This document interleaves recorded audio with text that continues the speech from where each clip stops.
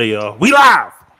We live. Boop, boop, boop, boop, boop, boop, boop, boop. What's happening, everybody? Happy days off for indigenous people. Yeah, this is Native Intelligently Ratchet, episode 125. Yep. Dang, can you believe it? 125?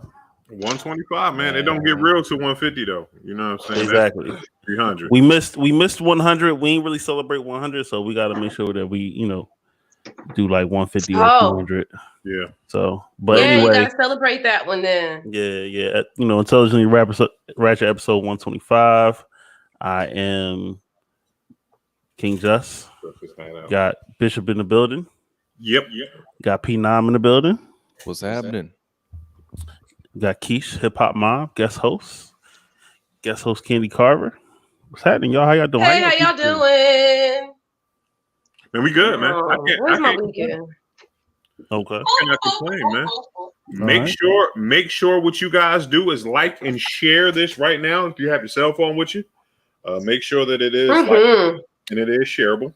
Mm-hmm. And if you like it, you can share it. And if you share it, you can like it. You know, that's how it is. All right. Voting is closed for the Carolina. I'm about to say Carolina Music Award for the WRL Voters Choice Awards. So hopefully we did. We will see you in court. We'll see. Mm-hmm. See what's going on after that. It was rigged. It was rigged. If we ain't win, it was rigged. Somebody hacked the system. I demand a recount. So all votes matter. All votes matter. That's right. Unless they give us Hennessy as a consolation prize, then fuck it. Good luck, Keisha. I'm just happy to be nominated. Yeah, that's an honor. This year, you know what I'm saying? Because listen, when I'm gonna say this right here, we did a poor job of promotion. Twice. As we always do. We do it very ratchetly. We suck at promotion. Like, yo, I think if we would have won that shit 4 times in a row if we knew how to promote. It was kind of like we are the Buffalo Bills of podcasting. That's it. But we hold it proud. Bills, though? Hey, we got pride with it though. We got pride. We are here. It's hard to make it to the Super Bowl 4 times. I mean, forget losing. I played every time I came in, I played 4 different teams. You know what I'm saying? What that say about my team? You dig what I'm saying? Exactly. Hey, but you know what? At least we're consistent. We're consistent. We are consistent. We're consistent. That's what it was, that slow burn. Yeah. Like sometimes it's got like kneading dough. It's like leading dough or getting that person that you love. They play hard to get. Sometimes you just gotta go ahead and just put your drawers in a tea. That sounds like a Nollywood movie that I never mind. So. Oh God, yo! Keith's face is the best today. You all right over there, Keith? Your lighting is good. What's going on, everybody? That's tuning into it. IR, man. How y'all feeling, y'all? Oh, my lighting. So my kid was gonna throw a lamp away. I said, "Oh no, right there, right? No. Have your light." Look at you all glowed up. You better go. You glowed up. I like it. I like the light. Keisha, what's in your? You better go, Keisha. I love it. Some wine because I didn't go to the liquor store. I just didn't have it in me today. Oh, I'm drinking wine too. What kind you drinking? I'll go on Friday. What kind of wine you drinking? Yeah, I don't care. Pinot. So I'm drinking Pinot Noir. I'm drinking a cab tonight. Has anybody had the Snoop Dogg wine? Naughty had it a long time ago. I had it. Yeah, I haven't had it. Yeah, me too. I like it. Yeah. Now and even her explanation of it was pretty accurate, right? Like it's drier than let's say than a Malbec, but it's like a good if you're gonna eat a hamburger, right? It's like a good table wine to go with everything. Yeah, you know? Yeah. Pretty much. Mm-hmm. You just gotta make sure you open it. You just gotta make sure you open it before a little while. Got an aerator. It ain't popping steps. Ladies and gentlemen, this part of Intelligently Ratchet is brought to you by the Bougie Negroes. The Bougie Negro section of Intelligent Ratchet has been That's brought not to you by even bougie Negro wine, but 19 Crimes has good It's wine. not. Period. But Yeah, they do. so I've had 19 Crimes before, but I didn't notice the cork. But this cork had Snoop Dogg on it, which was interesting. Mm-hmm. So do they I still? think that they were looking for a way. I think they were looking for a way to like market to a broader audience. You know what I'm saying? By adding Snoop. And I think this was a really great way to do it. And that's cool. You know, whatever. Like, broaden your audience. Like, soon we gonna get. Let me get what I was about to ask. Do they still have the app where if you take the app over to the wine and it talks the bottle salt? Oh, that's dope. Yeah, they still do. I'm not downloading no wine app. Thanks for trying though. No, it's dope. I did. No. I'm talking about them. I'm not talking about you. It's not. It's not dope. It is dope. It's subpar. No. You know what? You're entitled to your opinion. Compared to what? Your feelings are valid. To the Tupac hologram there, Shorty? What is compared to what? No, compared to other augmented, compared to, are you gonna shut your mouth so I can finish? You talking about poker? Me and you gonna have a problem because I ain't like the way you talk to Justin backstage, and I don't like it. I don't like your attitude. Justin, hold on, Justin. I ain't mean. Am I mean to you? I'm nicer than Phenom. You are mean. Listen, everybody's nice to Phenom. I'm always nice to Justin. No. Phenom is the Chick-fil-A of all Chick-fil-A's. Phenom is the most polite and gracious person I've ever met in my life. Y'all he will cut you if you leave off his pickles. Word up. Don't you put my pickles off my chicken sandwich. What the fuck my pickles at, yo? Yeah, so like even with that, like everybody's trying to like cross market because what we gonna see soon is what we now know, in my opinion, that we're gonna see soon. As soon as there's space for it, we gonna get a Jeezy Gucci Mane tour. Like, you think so? Yeah, because they set that shit up. You know, it was a set like that was. What did you call it, Keisha? You called it lightly scripted. Did you say it was lightly scripted? Absolutely. Yeah. Yeah, it was lightly scripted. Absolutely. That whole Gucci Jeezy thing was lightly scripted. And what proves that is that what we're talking about now? Is that on our list? Yeah. Right now? Yeah. Mm-hmm. So what proves that is that the whole like. Is this your first day podcasting? You don't say that. Is that on our list of things to talk about right now? I'm an amateur. Absolutely. You got a whole nother show you're a part of, yo. This no is that the list that we're gonna be talking about? Yeah, is that what we're talking about right now? Yeah. So what they didn't really talk about it on some that's why. Fuck ass Ratchet. Jeezy gives this whole speech about leading by example, and people are watching them, and whatever. And then they go to this packed after party with people everywhere, and not a fucking mask in sight. So much leading by example. Nobody had any masks on. Well, our leaders are committing crimes, selling dope, in COVID are different things. There you go. Yeah, I would rather. It's okay to what I'm saying. A lot of I see what Jeezy was trying to do with it, But then again, we always talk about people that did sell drugs or kill people. So we got to give them the little wins. They're rappers now, guys. They're rappers. There you go. Okay. Small wins. They're responsible. Listen, they just got off. What's the name? Did y'all hear the Gucci the Jeezy album? Was it? Yeah, I was listening to it earlier. Okay. I ain't listening to it. Usually, there's like a he's couple. Not listening to it because he's still bitter. No, I didn't listen to it. Because Gucci got smashed off of one of Jeezy's albums. Smashed off of one of his albums. One. He got the majority of the whole set. Can I say this? I will say I don't understand how anyone could say that Gucci won that battle. Like, and I'm not a fan, I'm a fan of hip hop, but I can't see how anyone would say that Gucci won that battle. Right. If they said they won, Gucci won in a different way. It at him. In a different way. Not off of songs, but I think even though it's not being categorized, but the way he came at Jeezy. Mm-hmm. His approach, right? Yeah, doesn't matter. Well, y'all watch wrestling. The winner for the hold on. The winner for the Shots Fired Award. Though.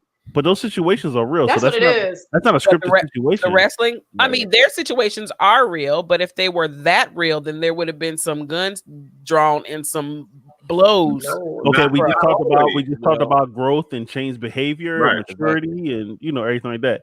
Now, okay, so is growth and change behavior evidenced by Gucci coming out and doing this song like right out gate? Is that growth and change behavior? Well, his initial we're talking about Jeezy's growth and change in behavior. Okay, they didn't fight. Contrast, lightly scripted. That's true. They didn't lightly. Yeah, I agree, but I agree that it was lightly scripted. The agreement. You think that so icy was scripted, but everything else I think was on it. Right. I don't think Jeezy jumping on that damn chair. The same energy. I don't think Jeezy getting on that damn chair was scripted though. No. Yo, that was scripted.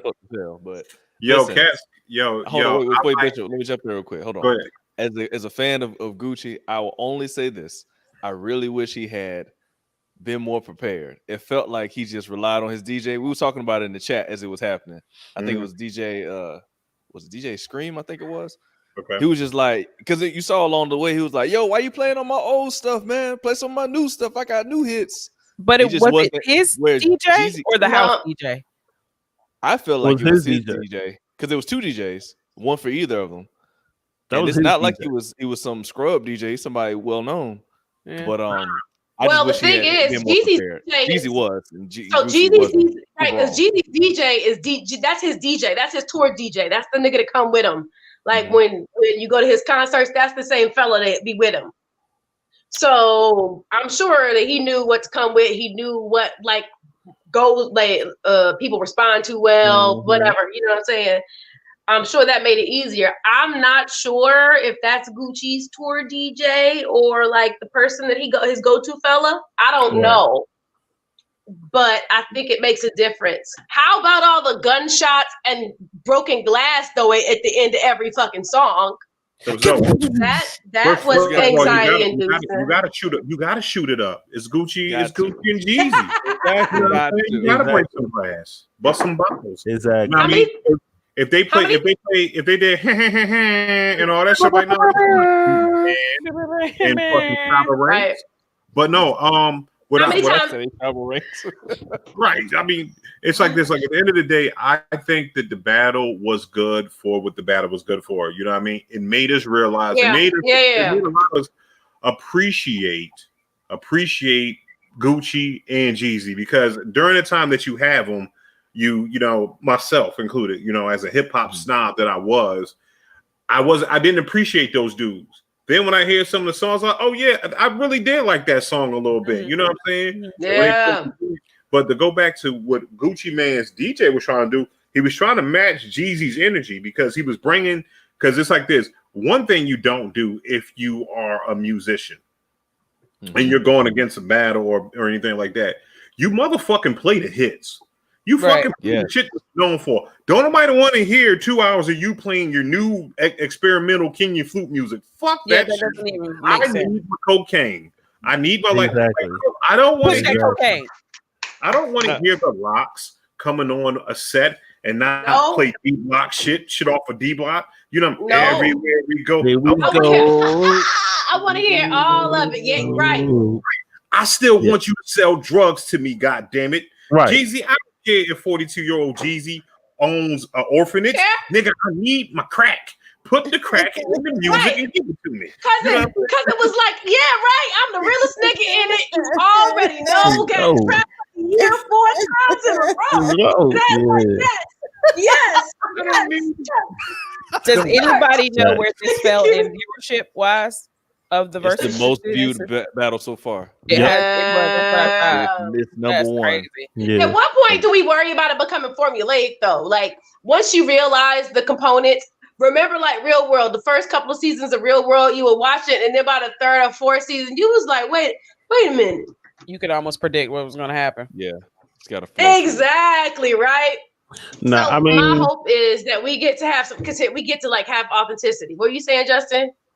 No, I was just saying, it would just depend on the people. Like it would only be formulated or whatever if the verses is people that don't get along or have any issues. I think as they're honing this, that they are lightly scripting all of them. Scripting how though? Yeah, right. What do you mean when you say scripting? Making an outline like some podcasts do. Definitely. These are the things that are going to happen in this order. Like what? Like give me outside of your Yeezy Gucci one. Give me an example of one, please. You're gonna come out and do this song, then you're gonna kick this song, and just make sure you hit these like high level notes of what things that they need to do, and let them fill in the rest. Like anybody can do that, right? It doesn't require an actor to do that. I think as they hone this, because if we go back to the authentic ones, there were huge technological issues. There was dead air. Like they're on Apple now. Nah, well, no. I mean, everybody upgrades. Everybody, they do it a couple times on IG, and they start getting sponsorship. But even in the beginning, when they first started doing it, and when you would listen to the recap, Swiss and Timberland was like, "Yo, hey, unless they start using our plugins that we send them to make the sound or whatever." Teddy Riley was like one of the first ones to really mess it up, and they were saying then like, "Yo, we sent him the plugins." Like, what was that? Premiere and can I finish? Please? Sorry, thank you. So yeah, Premiere and RZA, but they were saying then, hey, y'all need to start using our plugins, you know what I'm saying? Because we need the sound to come out clearly. So they already, it's not necessarily scripted as, hey, we need y'all to play this song or that, but they do have a certain format. And just like with anything, if Straight to Tape starts to, get more views or, more sponsorship, you're going to start formulating better to, obtain those viewerships. We do that already. That's why I'm telling you. As you continue to grow and be greater. I've watched it grow and change and ebb and flow. And now they're all like, replace the artists with just blank faces.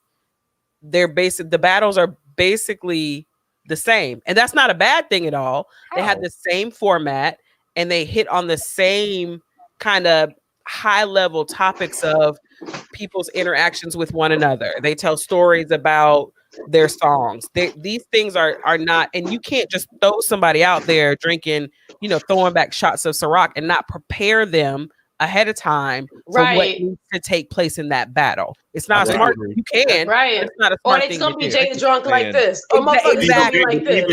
Even Jada, he went off script, way off script. Right, but like, I don't he think did. that's scripted. Like I don't think that's pre-planned. I know him getting drunk like that wasn't pre-planned, but I think that they have a nice high-level plan of what's supposed to happen in the battle, what songs need to be played in the order of those songs. I can almost guarantee that. I disagree. I agree. Because when you listen to interviews like Jada or even with the 2 Chainz and Rick 2 Chainz was like, I put up all his songs that I thought he was going to play, and I messed every song that I was going to do. And like even Jada himself was like, "Yo, I knew he was going to come with these radio joints and these girl joints, so I had to make sure I had every street joint, and I went through my catalog and picked up like they're picking out their own songs." You never watched boxing where they talk shit back to one another? The pre-fights, yes. Yeah, I've seen the pre-fights, yes. Right, so and they're not going to say, "Oh, well, we wrote that ahead of time." I got an echo. Yeah, I hear it. I got an echo. Do I got an echo? Hold on. Let me mute myself and see where it's coming from. Okay. Go ahead. I'm not saying they're telling them okay, you're going to go in here, and they're giving them this. They're writing out the scripts. I'm not saying that at all. I'm saying that they have a high level plan that they create in order to make. Now they do. In order to make this versus go in the allotted time, pretty much. And it's free flowing, definitely. And it goes off script, and they may or may not hit all the points or the songs that they're supposed to hit. But I really do think they're playing. And I think they're smart for doing that.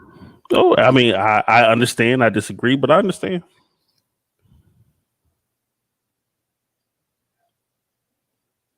But it was good. I like the comments.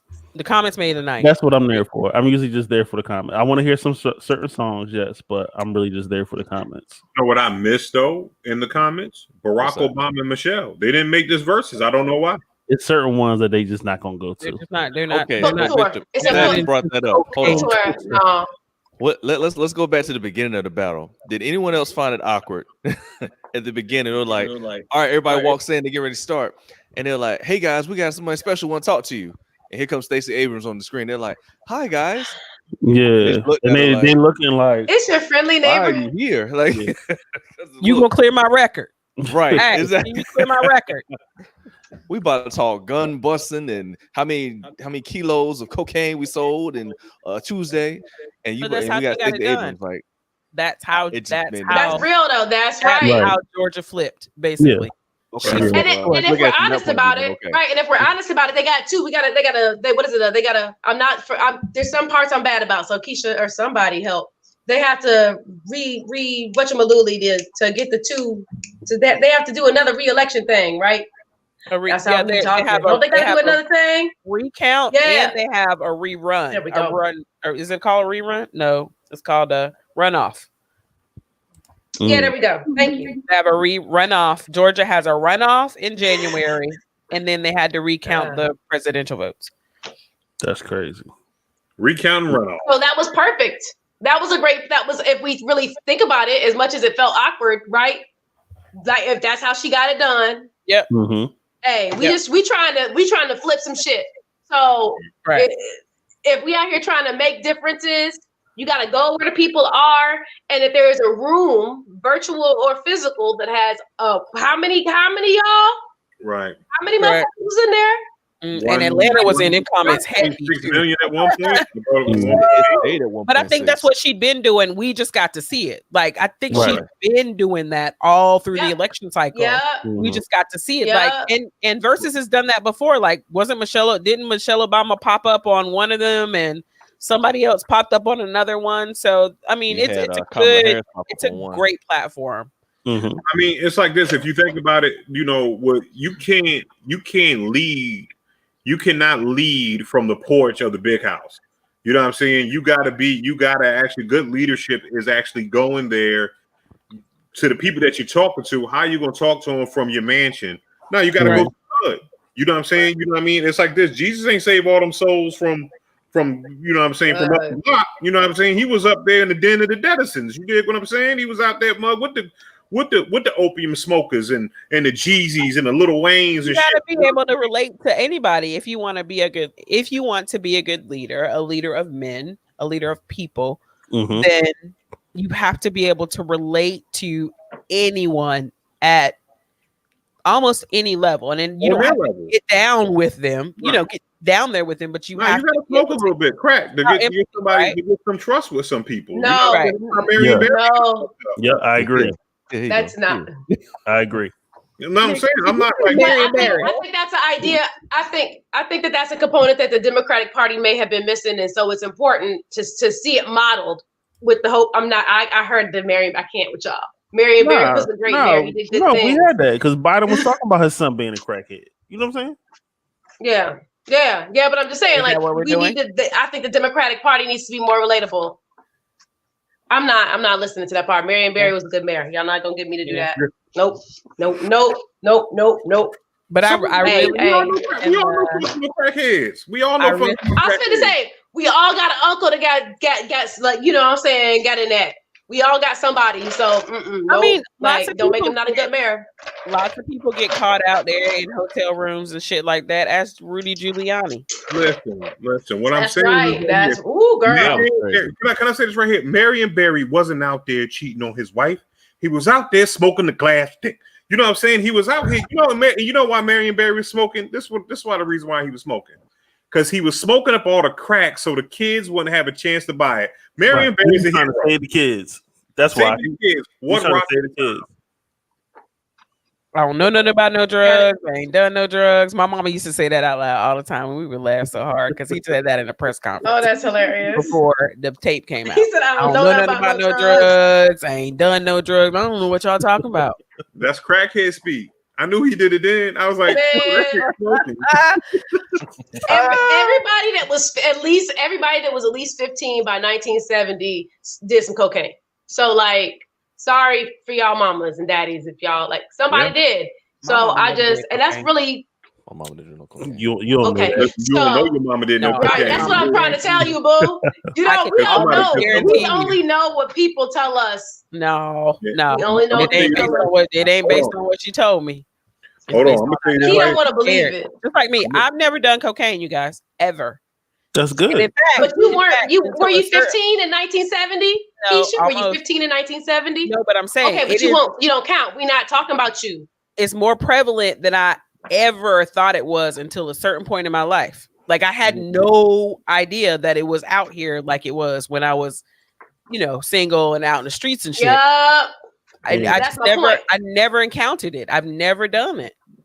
Because you know what it is. You don't hang around with the coke dealer. I did though. That's the thing. I did, and I had no. Oh, he was closeted cokehead.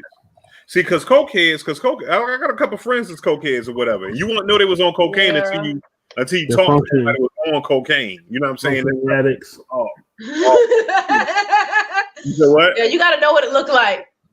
He'd be like, "Hey man, everything good? Everything good? Everything's great." That's what I'm saying. When it's great, it's got to be good. And when you put it on top of the good, then you got to be. I'm saying that's how I've got. See, listen. Let me tell you. None. Hey, you got $5 like a ball. Look, long as you can find ways to pass your pee test like Mike Tyson. He was using the baby pee.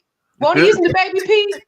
Yeah, Mike Tyson was using the baby pee. So long as you can pass your pee test and go to work, I ain't got nothing to say. He's gonna go to work. He's going to work on Saturday.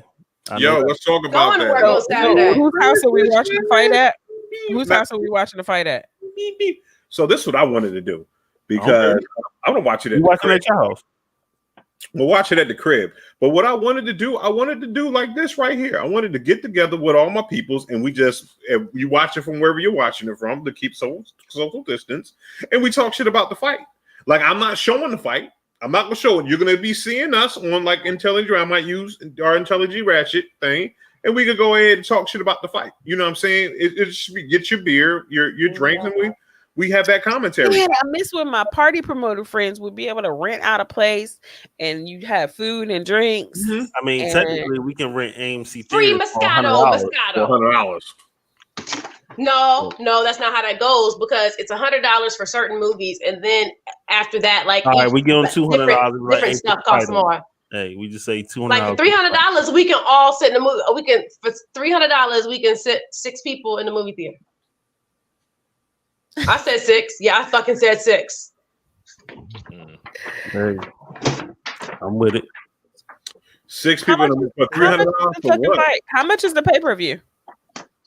The pay-per-view is like what? $50, maybe $50, something like that. Oh, I might just get it at home. I ain't got to pay it. That's what I'm saying. I'm about to come to your crib. I'm coming to your crib. You can do that. I'm gonna have a mask on because I'll see if Tico, if you're watching, let's figure out how to do the. I'm at my mask on because you're sniffling over there too much. Yeah, I'll be over there. Didn't I tell you I got shampoo in my eye? How you sniffling? Yeah, we got to wear.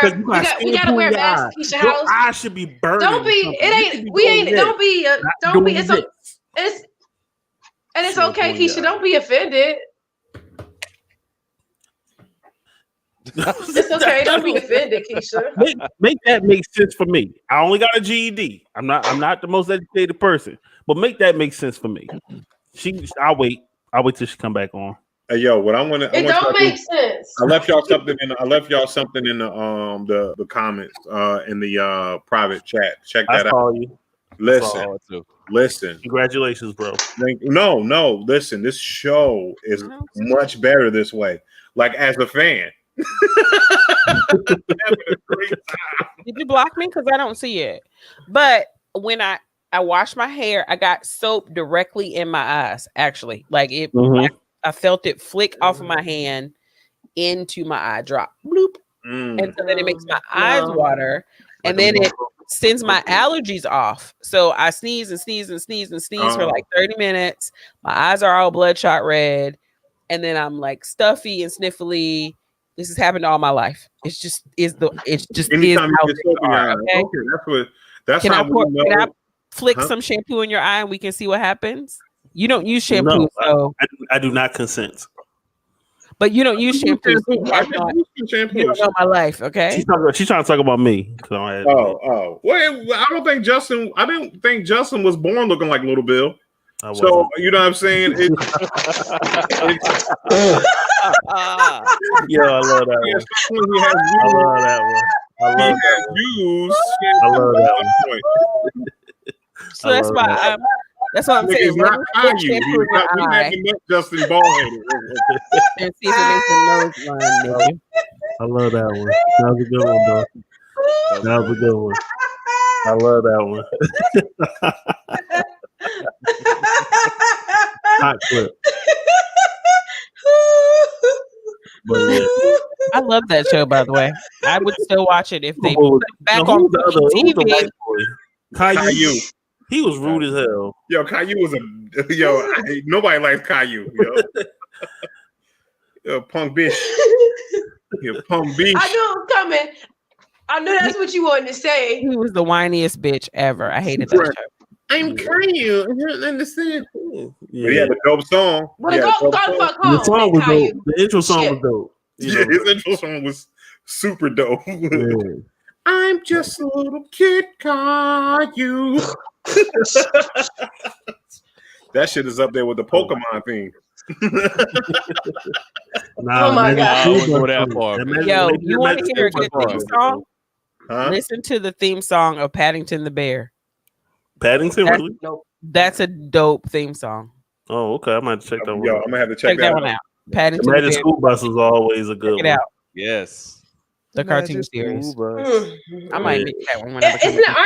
Isn't Netflix? Isn't Netflix redoing it? Magic School Bus. No, man. It's gonna be live action. I'm serious. Yeah. I thought Netflix was redoing Magic School Bus. That'll be good if they do that. I mean, since they took the Chappelle show off, that should be. They did. Listen. Let's talk about my Dave Chappelle. Yo, if y'all, thank you, Key, or I think it was, it might have been Key. That 18 minutes, that dope 18 minutes of Chappelle talking about the reason why. And when I say this right here, shout out to Netflix for just really caring about their artists. For rocking with their people. Yep. They care about the artists. First of all, because Dave Chappelle made them a shitload of money. Don't fucking those. And you know he finna drop some shit. He done did that summer camp shit all fucking Rona. He's got mad crazy amounts of content and I would get my right. They're all sitting on that shit. Yep. Excuse me? Does anybody want to go to Yellow Springs, Ohio with me and just kind of chill out at a coffee shop? Keisha. You ready? So let's hold on. We need to talk about this. You got gas? Hold on. Y'all. Hey, hold on. Y'all, we need to talk about this. All right? Okay. So I understand that your Southern sensibilities think it's all small town and whatever. Y'all need take somebody from the Midwest with you. It ain't got to be me, but don't go on your own. It's not what you think it is. It's not bad. It's just the Midwest. This right here. And it's different than what you're used to. Belly, we seen Belly. You know what I'm saying? Well, I know the it's not that. It's not even that part. It's not even that. I know I'm not gonna talk to him. No, that's it. Yeah, y'all. You be a street all I'm saying, Keisha. No, listen to them. They foolish. All I'm saying is take somebody. You have somebody go to Jesus. It's not about scary. That's not what I'm talking about exactly. It's just stuff that you're just not. You just don't. It's just stuff you're not used to. Is it vampire? Don't cry. It's not what you do all my life, and I'm pretty well traveled. So I don't understand what you're saying. I think you want to tell us. No, I don't think you're not well traveled. I don't take it that way. Vampire. Generally, well traveled still does not involve people. Generally, well. Well, I'm good. Well, let's ask you, what should we expect? What should we expect? Is it vampires? Is this like Lovecraft Country? Like zombies? They be acting like it. So we talked about the whole brain drain thing, right? Yeah. Yeah. Mm-hmm. So the way we're accustomed to it is more like when we go to our grandparents' hometown, right? Mm-hmm. And we tell them we vegetarians now, or we ain't eating meat this week, and they give us chicken, right? Mm-hmm. So like it's kind of funny. Like the brain drain's kind of funny. The brain drain there is not funny, and the Klan's resurgence was in the state next door, and there are still remnants of some of that kind of stuff in the Midwest. And being from remnants of that in living anywhere where you get to used to be. I mean, we do live in North Carolina. Like I said, we do, but at the same time, we live in a bubble. And even when we go other places, like where we are, like that same thing that you're talking about, hey, grandma, I don't eat pork. You gonna eat what we have, and everything got pork in it. Happened to a few of my friends when they moved from north to south to North Carolina. Yeah. I'm sorry that I don't know how to explain it to y'all, but fine, never mind. Do what you do. So you're not road tripping with us? So bring your black ass home. You're not road tripping with us? We all gonna go. I'll totally go. I just need y'all to on some gas. Yeah, we're just gonna go hang out, and then hopefully I'll totally go. Hopefully, like the second day we're there, we're at a coffee shop, we're just fucking chilling or whatever. Somebody will come in and say, "Oh, y'all look cool as fuck. Here's the golden ticket to go to Dave Chappelle's house." Boom, we in there. Yeah. Listen, take my right. It won't be that hard. Yeah. I agree. I feel like the smoke, so hang out. We gotta hang out outside. I know it sounds crazy, but it's real. That's how people who wound up like running into Dave Chappelle when he was in town doing those multiple days of shows ran into him. It was because he was he likes because he smokes, so he has to be places. He's outside a lot, smoking outside of stuff. Yeah, he's a chain smoker. I know it sounds. Yeah. Right. So we already have it planned out. So what's happening? That 18 minutes was dope. Dave is again because when he created the Chappelle Show, he shifted sketch comedy. Yes, I'll say that. Yeah, I agree. He is shifting the game again. I'm all for it, and hell yeah. I understand people may not necessarily like his comedy, like people don't like Hart's comedy, and it's a basically based in opinion.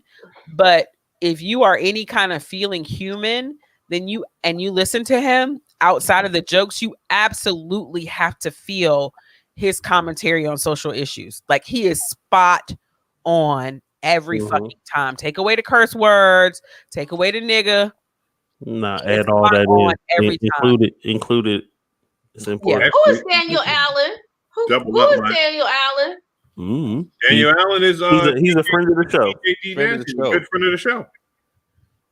He's a ratcheteer. He's a ratchet.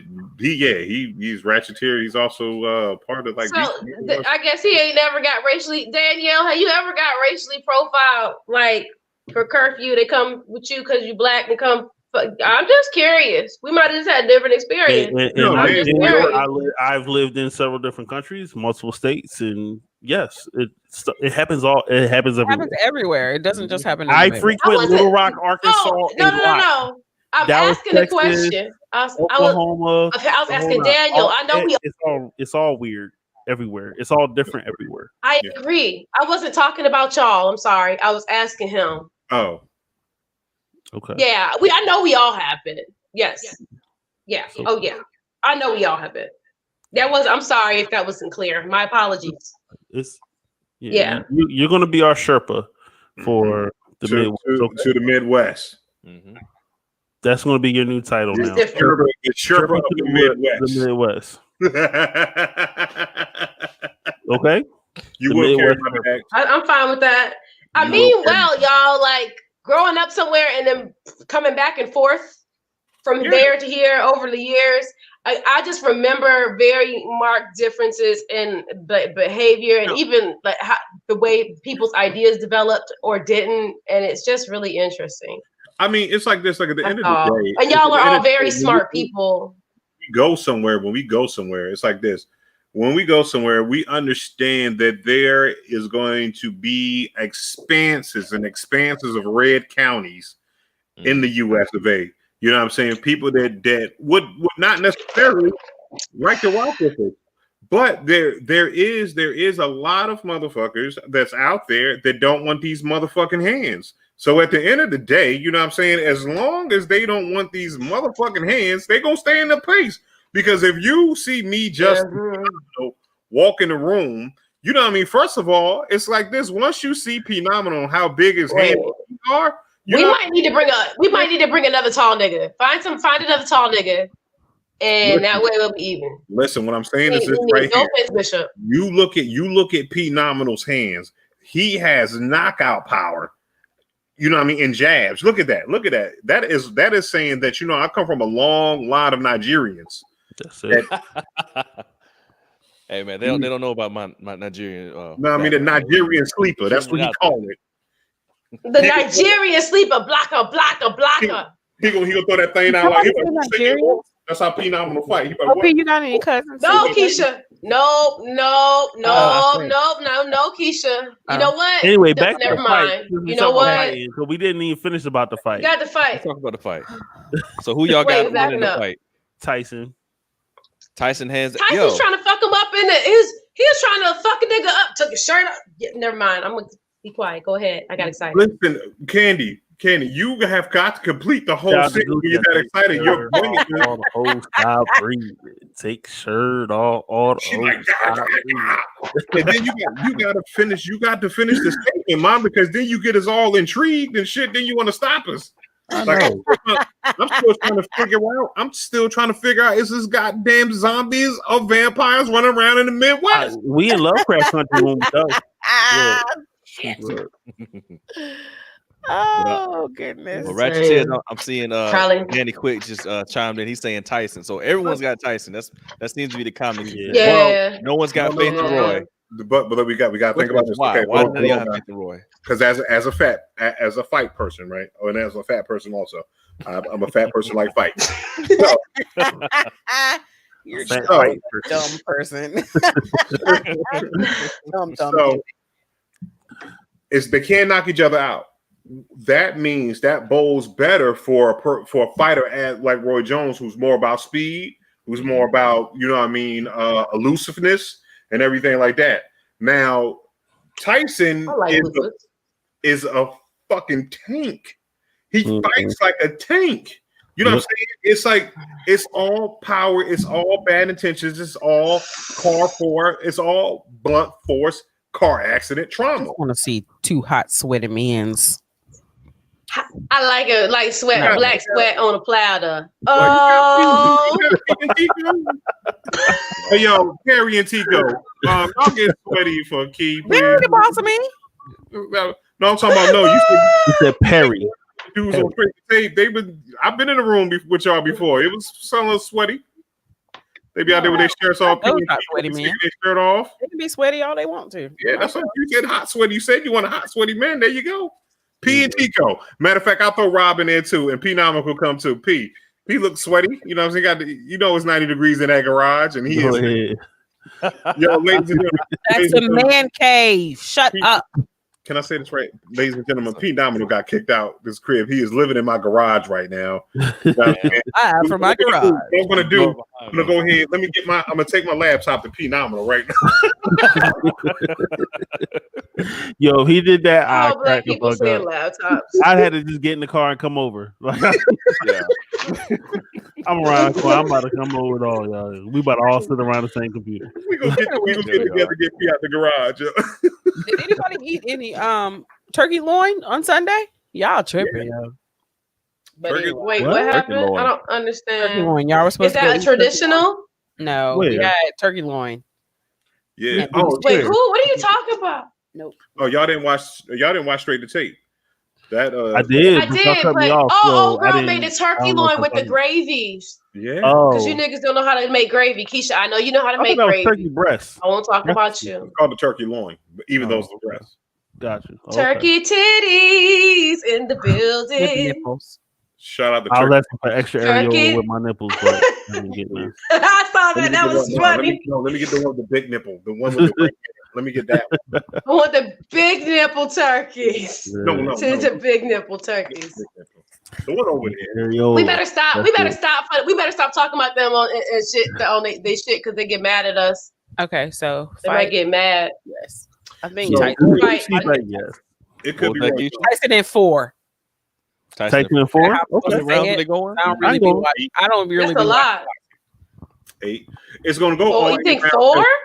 They're not going to be punchy. It's going to be like what they're saying is going to be half speed. But because I've been following this fight a little bit. Roy, are they wearing pads? He said this.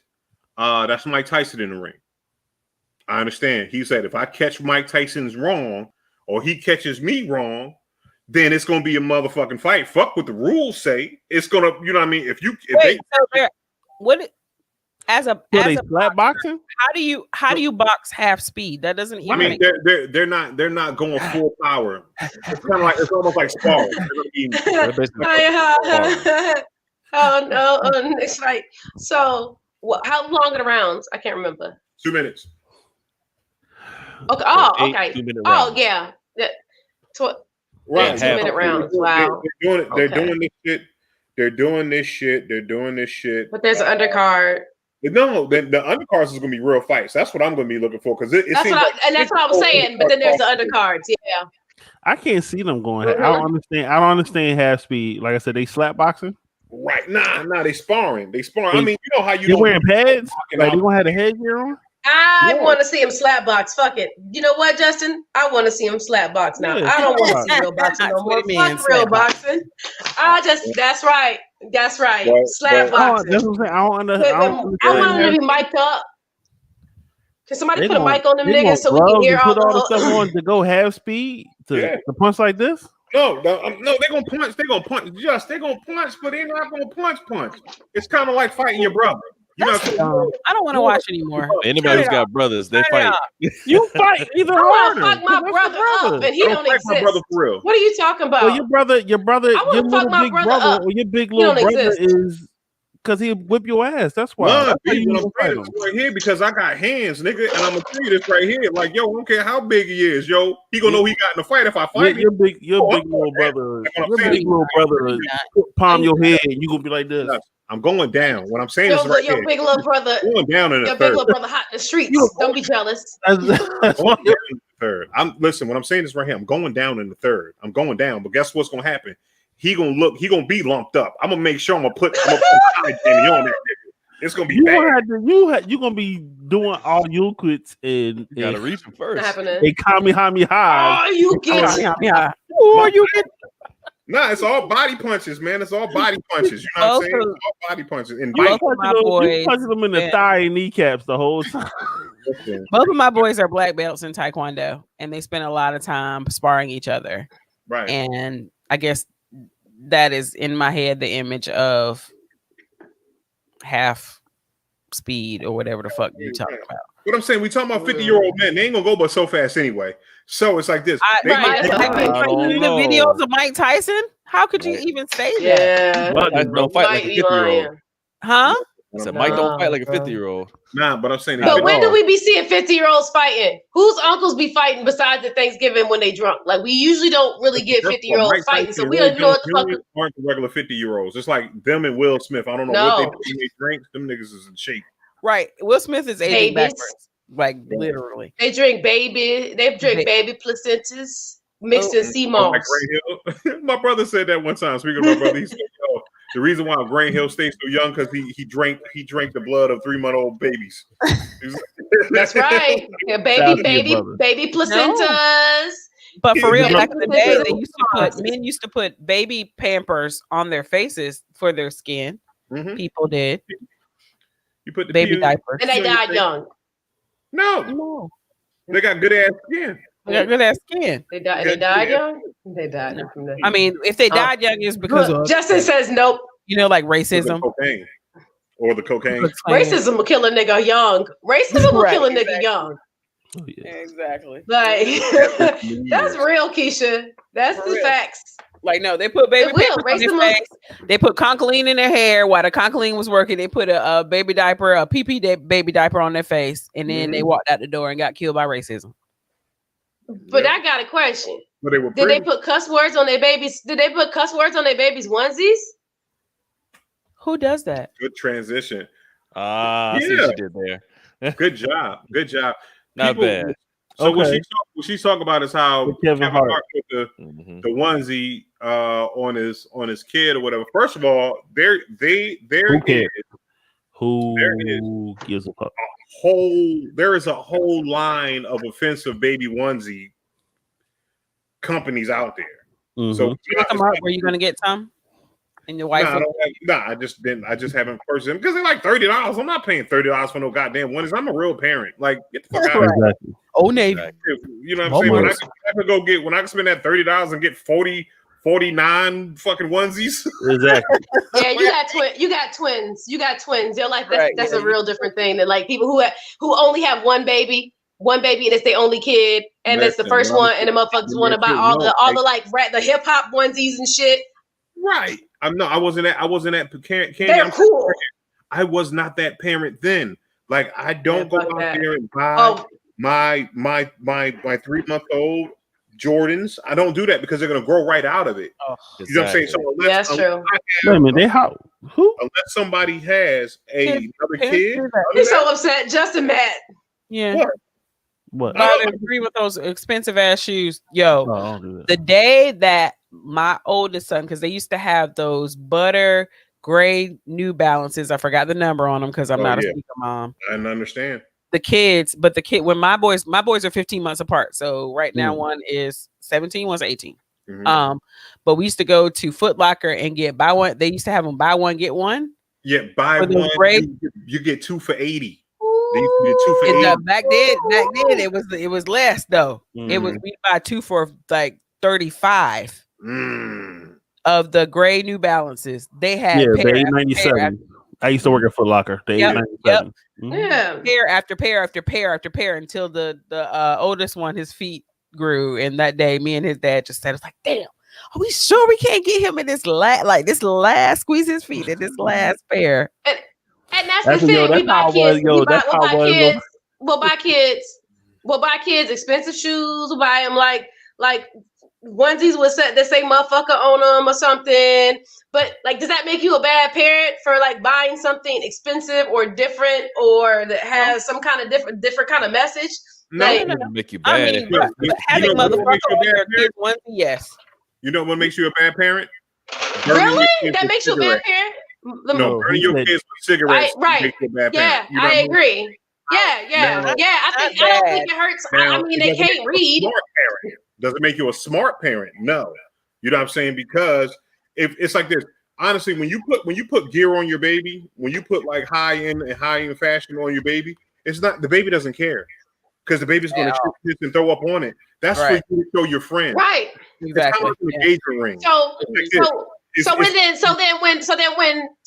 Kevin Hart puts his baby in a onesie, then we shouldn't say anything about it. You know what I'm saying? Because at the end of the day, it's not the actual. He didn't put the actual cuss word on the baby because first of all, the baby don't know cuss words. Babies can't read, motherfuckers. Flashes, newsflashes. Babies can't read until they turn 2, and their mother's favorite curse word has been shit all his life. And he's walking down the hall and he drops his ball and he says, "Oh shit!" And then mother rethinks her life, saying, "Okay, I need to." Cursing so much. Nah, but keep cussing, boo. Your kids are smart. So my youngest one is a great cusser. They don't cuss around me. That's what's up. See, they don't cuss around me, but I hear them like upstairs talking to each other. There are 3 of them up there, upstairs talking to each other, talking to their friends, and I'll be hearing my youngest cuss, and I'll be like. He's so eloquent. He's so eloquent. He's so nice with his cursing. And I tell him, and he gets so embarrassed, yo. I'll be like, "Yo, I heard you cursing last night. You pretty good at it." So did y'all watch Zero Fucks Given? Yeah, I did. Nope. So should I? There were people. I watched. I thought it was interesting. I didn't think it was bad. Like, remember, and in this interview, he talked about how. Remember he had that car accident, so he was doing rehab, and right after he finished and was getting ready to get back on the road and test some material out, COVID hit, and so he could not. So generally, comics get to test their material, right, in smaller clubs and different spaces and on a larger scale that he had the opportunity to do before he released it. What is and he said that what he was doing, man, trying to like make some beans on a like hot plate. Turn your camera off, P. Oh my god. P, no, fuck that. This is interesting. Old man P. Hey P. Turn your camera off. Let me remove that dude.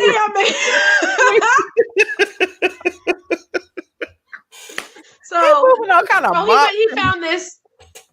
He said he found this cafe that had like cafe or a bar or something that had outdoor seating. Like people were out there drinking, you know, like outside seating, whatever, some kind of outside seating. So he'd show up there and like do his spiel and see how it went over and try to refine it from that space. And we can't listen because all the fuck we see it is Phenom and it's hilarious. It's more entertaining. That's my school. Phenom. What school? What does that mean? The high school? Yes, oh man, damn camera off. He was just out there doing shit. But I see what you're saying. So like, I think it's worth to listen. At the end of the day, like, you know what I'm saying, I'm agreeing with you because it was a solid hard Corona comedy show. It was a Corona comedy show, intimate crowd. I thought that it was delightful. I really thought it was like, because I get Kevin Hart, I get the humor, right? You know what I'm saying? Because I'm not right. What it is, I give him as a comedian myself, I have to give the comedian the space that they're in because we always are in different spaces. So I understand what's a good joke and what's just not what's a filler joke. So I want to say right. We didn't leave with any quotable sauce, bop, bop, bop, the pizza oven shit. You know what I'm saying? But did he give us normal Kevin Hart? He did. He gave us normal politically correct Kevin Hart. You know what I'm saying? I'm gonna watch it now. And he talks about this. Yeah, he talks about the stuff he always talks about. Yeah. Like he said, I talk about my kids and my family because that's the shit I have and that's the shit I'm doing. What you want me to talk about? Some shit I ain't got and some shit I'm not doing. Right? Yeah. I mean, it ain't hilarious, but you can watch it. But we're so judgmental. Like we've never had a bad day at work, right? As a consumer, you go to your fucking call center job and you sit down in your khaki pants and you drop calls, 4 calls in a day, and you go home and you get in your car and you've had such a bad day that you're not even paying attention to where you're driving. Y'all ever done that? Had a bad day at work and drive home and not like have a clue that you got there, like you have no fucking clue how you got home. Right? You're zoned, right? You're zoned. And you miss your exit. You miss your exit. Like all kind of things are happening. Like people have never stay in your garage. Real my driveway all the time. Life emotions and listen to NPR for like 45 minutes. I sit in my garage sometimes and listen to fucking NPR for 45 more minutes, but because like. You just had a bad day, and it's not, and you might have had a bad week, or you might have had a bad month, or there's something at work that you just can't. Had a bad day. I love y'all so much. You can't tackle, but we don't ever, as consumers, or a lot of people as consumers, never afford that grace to creatives. People that we expect entertainment from that basically split themselves open from the top of their heads to the bottom of their feet and pour everything out for us. Like all over for entertainment only is consumable if it moves you, if it creates emotion. And in order for the people that are making it to create emotion, they have to pull from basically the depths of their soul. So okay, Kevin Hart wasn't the absolute funniest, but it's a fucking pandemic. Nobody has been anywhere like he said. All he's been with, everyone's been with, is their close friends recently and their family. Like it ain't like a whole lot of funny shit about that. He's never been political. He's never talked about like what's going on in the news or whatever. It's always been about his life, his family, and his life experiences as he travels about. He hasn't been able to travel about. So give him a fucking break, y'all. The one thing I really liked about it was the fact that he started in his bedroom and he was talking with his family. And he's like, all right, I'm about to go downstairs and do some work. And they follow him all through his house and he goes into his basement and he does his comedy show there. that was a major flex. And I said, Right. I don't care because look how big his goddamn basement is. I'm just gonna watch. Oh wait, it wasn't. So spoiler, it wasn't. They asked him about that, and it wasn't in his basement, but it was made to look like. I'm going to believe that he was in his. Listen, do not tell us how the sausage is made, goddamn Candy. Do not spoil it. Y'all know I be watching all interviews and docu shit. You know. Docu shit. Docu shit. Look, y'all, he was in his basement to me. Right. He like basement was nice. Sometimes wrestling is real. And Arnold Schwarzenegger is real Terminator when I mean. Exactly. That's what I said is what the fuck I said. Hey, you know what? That's how I felt 2 weeks ago. Talk no shit. Talk no shit, Candy. I watched Dr. Shit, but I said what I said. Yo, guess what? There's a bald eagle in my neighborhood and coyote. Hold on. New what? Nigga, no. It's a bald eagle. I'm sorry. There's a bald eagle in my neighborhood. Drop down and get your eagle on. Is it real big? Drop down and get your eagle on. The bald eagle size is huge. But we have big hawks and big owls. Where do you live? In Heading. In what? Don't tell us where you really live. Jesus Christ. Keisha, chill the fuck out. Chill. Say the side of town, my nigga. The side of town, not your address. You about to get. It's gonna be a nigga looking like phenomenal at her door. Like just said. In Raleigh, and I've been like, well, I ain't going to that part of Raleigh. That was enough. Yeah, but anyway, this nigga said her address. Coyotes be on the golf course. Oh, damn, you got a golf course? Okay, that flex there. Well, fuck that. Golf course. Like, yeah, you go ahead with your golf course. Take that. Your bougie ass. Damn.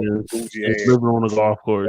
Damn, y'all. Probably got more than one animal in her house. You know who else be right? She's trying to be. That's okay. Look, Keisha be bougie. Like, let her be bougie. She be eating charniggery and shit. Don't you? We're gonna make a charniggery plate. We because I like charniggery too.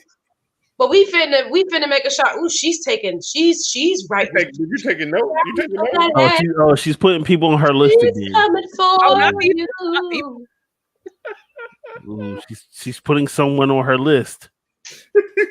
Keisha's making her a shit list. But this ain't your show. You can't. Bishop. I feel sorry for you, bro. Ain't me, B. No for you on Sunday, Bishop. That's it. Listen, I know when to take my lump. Don't worry. All you gotta do. I know how to solve your problems, Bishop. What's that? Right? Since Straight to Tape comes on Sundays. All right. Since this is the only thing I can think of. Oh wait! Wow. Since Straight to Tape comes on Sundays. Right. That wasn't the Jeezy Gucci score. Jeezy need more points. So it was more like you're funny. Because it was 24 rounds. Yeah. You gotta all you gotta do is why you got your hat on your head like Joe Budden? See, I know how to count. I love that you noticed that I know how to count because you know how to count too. And I did 24, 18-6. We on there. See. Oh, nah, come on. So sometimes as a dad, you just pick up one of the baby's hats. December 6th. Oh shit. December 6th, that's your day. That's your day. That's your death date. Right here, Key.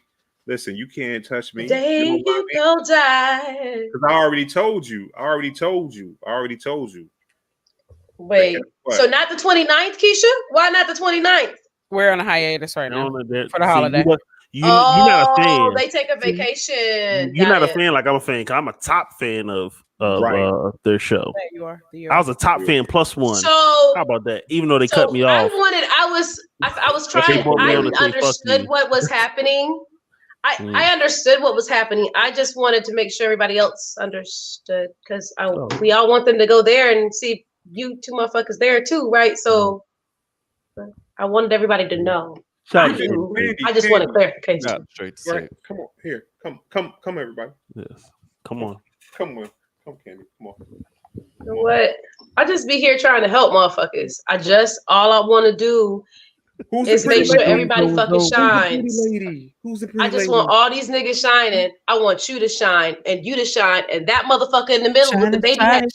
Okay, Roberta Flack, or you know what I'm saying, shout out to Core. Jesus Christ, like I was about to hit her with her Sherpa joint, man. I was about to give her her y'all niggas just shine. That's all I be here doing. You just trying to make sure motherfuckers shine. Okay, but about my hat. Listen, this is my son's hat. He threw it on the floor. I picked it up, and and as fathers, we do this. We pick it up while we picking shit up. We take the hat, throw it on the corner of the head, and then we go about the business. I mean, it goes with your new beard cut and shit. Right.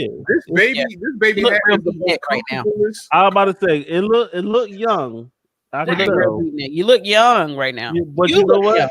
Young Bishop. You look like a hipster ass Adabisi when you rocked it like that. Adabisi. Ah, yeah.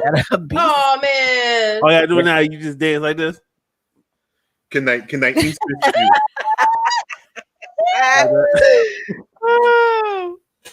So y'all had a different reference point than me. I thought Bishop was pulling a Ray J. I just saw every few minutes. Oh, a Ray J. I like that one. I like that one. What I'm saying is this right here. That Ray J shit is whack. It's like anybody can do the Ray J. You know what I'm saying? It's just. Okay. Evidently, everyone picked the Ray J. You know what I mean? Anytime you could just. I mean, anybody could just move a hat every once in a while. You know what I'm saying? Anybody could just move a hat. You shoot like.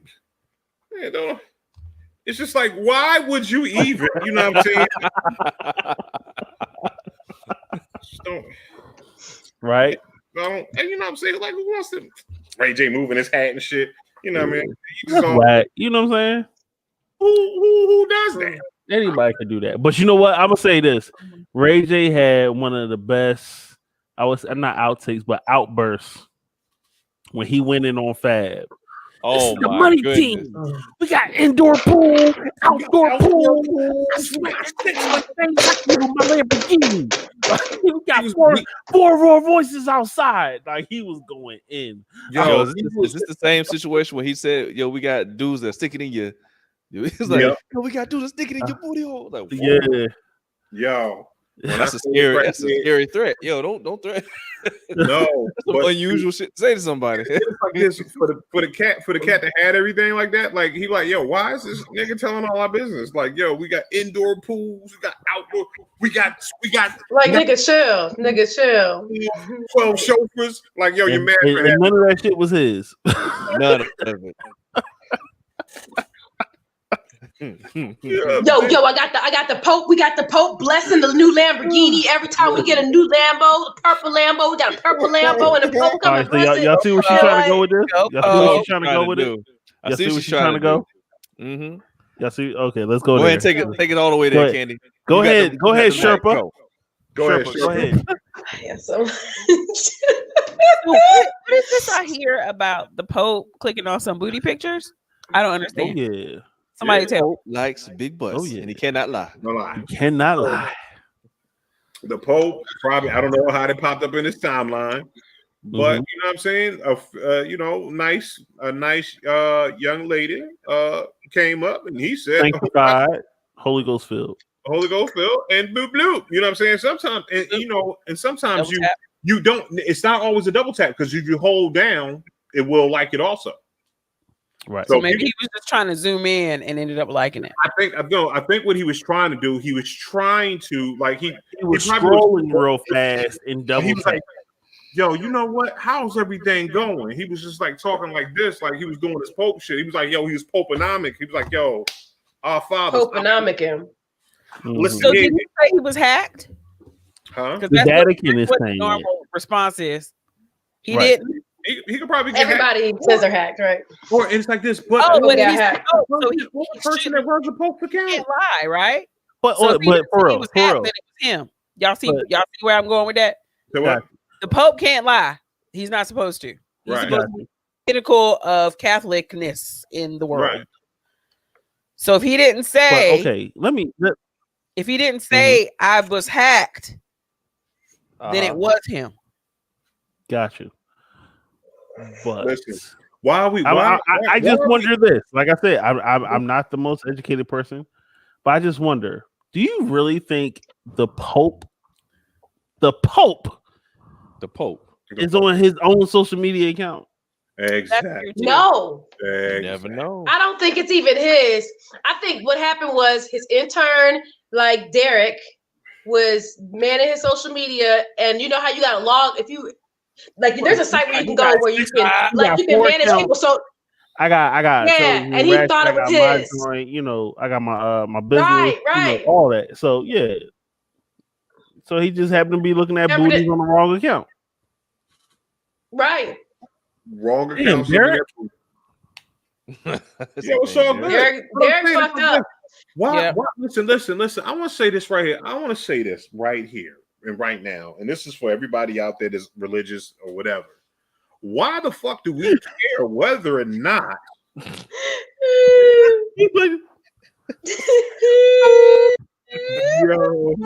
you hit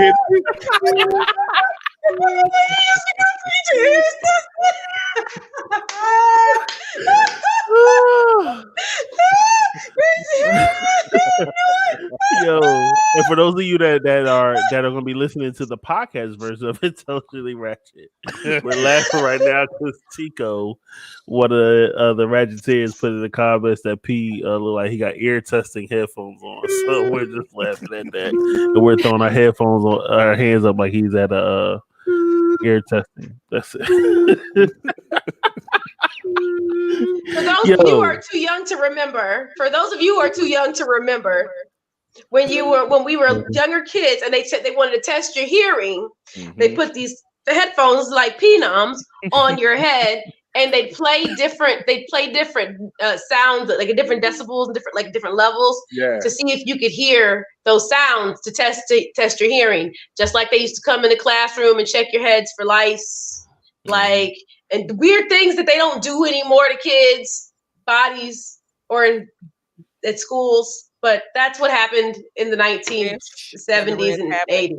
Yo, okay, hold on. That's a good Muhammad, why do you keep... I don't care about New York or Tiffany or whatever the heck her name is. She got a nose job and she's hanging around Madison Square Garden. Good for her. Okay, next. I don't understand what happened. He keeps bringing up about I Love New York. He must like her. He must be doing her promo. So... But I've been saying that, and y'all tell me to shut up. Let's let Muhammad go on about his business. Wait. What do we tell you to shut up about? You just turned. What are you? Yeah, Keisha, what's wrong? What's wrong? Come back so we can give you a virtual hug, my nigga. What's going on? Come on. Talk to us. Come back. Talk to us. This particular Ratcheteer is he just goes off on the comments. Always. Every episode.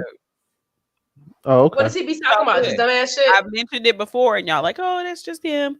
Yes, it is. I never said that's just him. I don't even know. He looked like he got a wig. He looked like he got a wig. You know the little wig things you put on top of your braids when you get your sew-ins? His picture looked like he got one of them wigs. I bet you that's the dude that had the Ross shoes. No, that's not. That's the catfish account. He got... What's that called? A wig scarf? What's that shit called? The wig net. The wig net? Is that what it is? A wig net? I don't know. Bishop, somebody help me. Say what? A wig net. The wig net when you braid your hair and then you put the wig on top before you put the sew-in in. The skull cap? He's talking about the stocking cap? You talking about Shabbat. Yeah, the stocking cap that you put on before you... Stocking cap? What? The one you put on when you get your sew-in. Hold on. Stop real quick. I got y'all not gonna sit here and roast Brother Shabazz, yo. You know what I'm saying? Brother Shabazz. See, here we go. Has been on the television Ratchet in probably like season 2. I will not have you demean Brother Shabazz's ranting and ravings in the comments. Now sometimes they don't make I didn't demean anything. Girl, no. You will not mess with Brother Shabazz in his wave cap. You know what I mean? Yeah, wave cap. I think it's a wave cap. Or I think it's a sew-on net. I'm going with that because could it just be a regular old do-rag? No, so it's actually a stocking. It's a legging that got cut off. Oh, my daddy used to wear those. You good? You good, Muhammad? Continue. He might rob something. He might want to rob something. He has on pants. Your mama, you wear your mama pantyhose. You take the top of your mama pantyhose and you tie a knot in that bitch. Yep. Boy, you got a panty on your head. That's it. Remember that shit, y'all? Life was different. Life used to be so different before China started making all that shit. Shout out to before China been always making our stuff. What do you? Right. I don't know why you gotta yell at me like this. I'm just saying. Yo, you do not want to talk about yelling. Who's hair, Muhammad? You do not want to talk about yelling. Yo, please don't talk like listen. Let's talk about hair, baby. Let's talk about my nigga, cause I don't give a. Oh, please. Oh, say it. Please. We're not going to know what we're not going to do on my show. Hour. We can talk about Bishop's hair though. I'm assuming. Bam, it's my That's show. That's right. We can talk about. We can talk about those. Justin. Did Justin leave? Yeah, he left. He got mad. Okay. Can I see how the screen's on? No, I can have the screen. I'll take it on. I own the man. Muhammad, he wants attention. So he wants to talk about my hair. Oh, send him the link. That's an old picture. That's an old picture. Don't start that shit because you talk. Come on. Oh, you talk. Wait a minute. First, yes, please. You talk about my luscious hair because I know Tip niggas that like it. So if you don't. That's personal. Please. Said you had a fake hairdo. I'll get more alcohol. I'll sit up. I'll put my glasses. Send them the link. Candy. Put your glasses on. Put your glasses on, baby. Put your glasses on, baby. Kareem, send them the link. No, we were talking about your hair cap. Hold on. Not your hair, sir. Hold on. We don't know what kind of hair you have. No, we don't care that no. Send him. Ladies and gentlemen, this is the Ratchet part of Intelligent Ratchet. When people try to roast in the comment section. Okay. I want everybody to listen. Peace. Send the link, please. Her ball patches. I want you to Hey, listen, we've been to this point before and we sent him the link and there was something wrong or he didn't want to get on, whatever. So apparently he just wants to troll in the comments and be a heckler. Let him fucking be a heckler. Nobody was talking about your hair, sir. And for you, Mohammed Shabazz, to disrespect a black woman's hair when she's wearing it as it comes out of her scalp. You're super wrong, buddy. You're super wrong, buddy. Okay, you're wrong on this one because Candy shot shots at him first. She pulled up his profile picture and said, "Homeboy hair looked like Bishop. What's the name, Joy? Bishop. Send him the link. I'm not sending nobody no link. He's not coming on. He's not. You can send the link. Go ahead. Come on for fun. No, why can't he come on? We all flame him. Shits and giggles and shit. What I'm saying is, let him come on so we can all flame him. You're not going to unfairly, because like I said, because I'm not an unfair person. That's why I said send him the link. Candy shot the first shot. They called his hair a fake. They said it like a stocking cap, which was hilarious. And he clapped back at her hair. That's as simple as that. I ain't crying. That's why I'm saying, Bishop. Just come. Let's keep it intelligently ratchet. Send him the link, and he can come on, and we can all talk. Please come on the show. P, send me the link for me, please. Send me the link, please. Thank you. Here's on my show. So, He's scared. Say my one more time. Say my one more time. Maybe he got cystic. Maybe he got cystic acne and he's scared to be on the internet. Bye.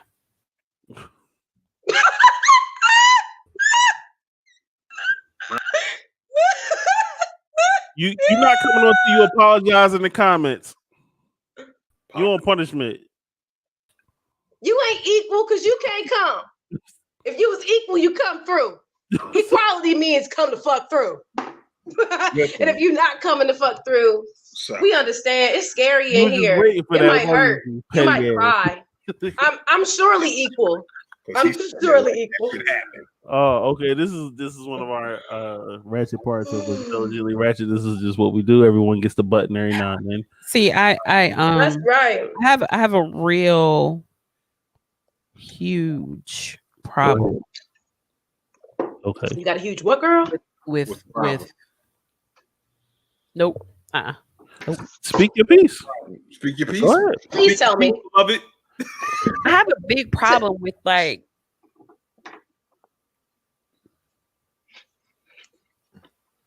Oh, let me find out who he is. Hold on. I'm trying to figure out a way to say this. We the wrong people for that. I have a huge problem with men who speak to women. There's a certain way that women speak to women, and there's a certain way that men speak to men. And I have a huge problem with that crossing. Okay. So as a man, you should not speak to a woman in womanese. As a woman, you really shouldn't speak to men in menese. Does that make sense without being an asshole about it? Right. No, I see what you're saying. I see what you're saying. If you're doing it sarcastically, like if I'm like, I'm not sure if Mr. Shabazz is being sarcastic. Hey, just real quick, y'all. Let the record show. I just sent Brother Shabazz the link. So it's all eyes on you now, Brother Shabazz. If you want to come in here and actually talk. No, but at the end of the day, it's like this. What I'm saying is this right here. Because I as we were talking, I was reading the comments as he was going. When you said something about the I Love New York and T.S. Madison, whatever, who you know what I'm saying, or Madison Square Garden. I read the comments. So that's when y'all harped on that shit. Like, why is he talking about that shit? Which is awesome, right? Then Candy pulled his profile picture up and looked. Regardless.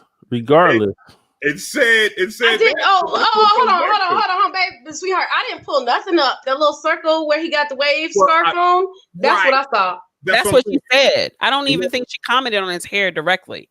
She said he has the wave scarf on and went on. We were talking about that. Gesticulate about what that was called. What did we call it? Oh yeah, my daddy used to wear. I sent it to him my twice. Daddy used to wear a wave cap. You know what I'm saying? Right. My daddy used to take my mama's old stockings, the foot in. When you don't have a wave cap on and you say the person's hair looks like a wave cap. Profile picture. She's looking at the little thumbnail picture that appears in the comments. Right. But okay. What I'm saying is right here. When I insult someone or whatever in a joking manner, when you know what I'm saying, when I when I come at or I shoot my shot at someone, play the dozens, then we got to let that shit handle itself. So whatever he says back to her is valid because he can say that back to her. Is it valid though? Is it valid when you're speaking, you're a man, you're speaking to a woman in womanese? I can speak. Listen like this. What I'm saying is right here. We don't know Brother Shabazz is truly a brother or a sister. You know what I'm saying? You know what I mean? He could identify her. I guess we'll find out because we sent the link. He's not coming on, y'all. We've done this like 3 times before, but let's continue. Yeah, listen. He can see. Oh, you know what I mean? It's if you say it, it's probably like in a more like shit. I've roasted females. I've roasted females in comedy shows. You know what I mean? And it's like this. Yes, I've used girl bye and all that stuff as I'm roasting them because I'm being a dick. So it's okay to speak. Exactly. You prove the point. What's the next topic, niggas? Shit. Listen, you ain't gonna listen. I ain't done talking. God damn it! Now you still want to talk about saying girl bye? Do you really want to still talk about saying girl bye? I'll say girl bye if I want to say girl. The only reason why I don't use girl because I get on Candy nerves, and I'm trying to support my sister because she don't like when. I appreciate you, girl. So that's why I said, "Who's the pretty lady?" Thank you. That's really important to me. That is. Look at she's sweating and stuff like that. Her light skin came up. Okay, now listen. Now getting all flustered. I will allow colorism on this show, but we part of it. But you know what I'm saying? So that's what it is. We're not giving nobody no links to argue with them. Like, I don't want to argue with them. Like over them two arguing back and forth, and Candy's microphone is already on 1,000. She's gonna win that. Her microphone is the loudest microphone. I think he went off. No, he's not coming on. He asked for us to continue on to the next topic. So let's go. Yes, next topic. We're gonna do what Shabazz, if you want to come on and just talk your shit. We're not arguing, we're not attacking you. But hey, if you want to come on and talk your shit, we give you the platform to do it. It's all good. I mean, but he said he was loading his gun, so maybe he's busy. No, he's loading his gun. He's talking about verbal. Y'all Oh, literally. he was. You're making a whole lot of inferences. You're making a whole lot of. Is this Yeah, your, you like, sure are. Good for you. Bishop, are you brother Shabazz on the low? I am, bro. Yes. Oh shit, that's really Are him. you brother Shabazzi's brother on the low? Like for real? Nah. If it was my brother, first of all, it's like this. It was my little brother. Listen, I would have shut y'all that shit down early. I'm like, listen. First of all, As I would have for my sibling. you're not But gonna sit here and talk to these nice people like that, brother Omega. Don't make fun of them. So I would have shut that shit down early. I'm like, that's my brother. Now, once y'all do that, whatever y'all take with that is all good. But I'm about, if you run into this shit, they run into the shit. So it's all good. But listen. I like my hair, y'all. I love it. I love your hair. crown. You better go. Okay. Me too. Oh, my son just came downstairs and said, "I love your hair too." You better go. You better. I like my hair. You better go. Yeah. Y'all, I don't know. That's that Sherpa. That's that Keisha's Sherpa. too. Yo. It sure the fuck is. Yep. Keisha's too. You better go. Show him with the light. Look at that. Oh, look at them curly curls in the front. Gotta do it. Stop playing with him. Stop playing with him. Yo, first of all, I want to give Kia a major shout out for being Corona and her to be able to wear a tank top without a beard under it. Thank you so much. You know what I'm saying? Because a beard? What? What? No, come on. You're saying you was able without no deodorant. Bishop, she lives in Raleigh, not Durham. Oh, okay. She's not down with the folk.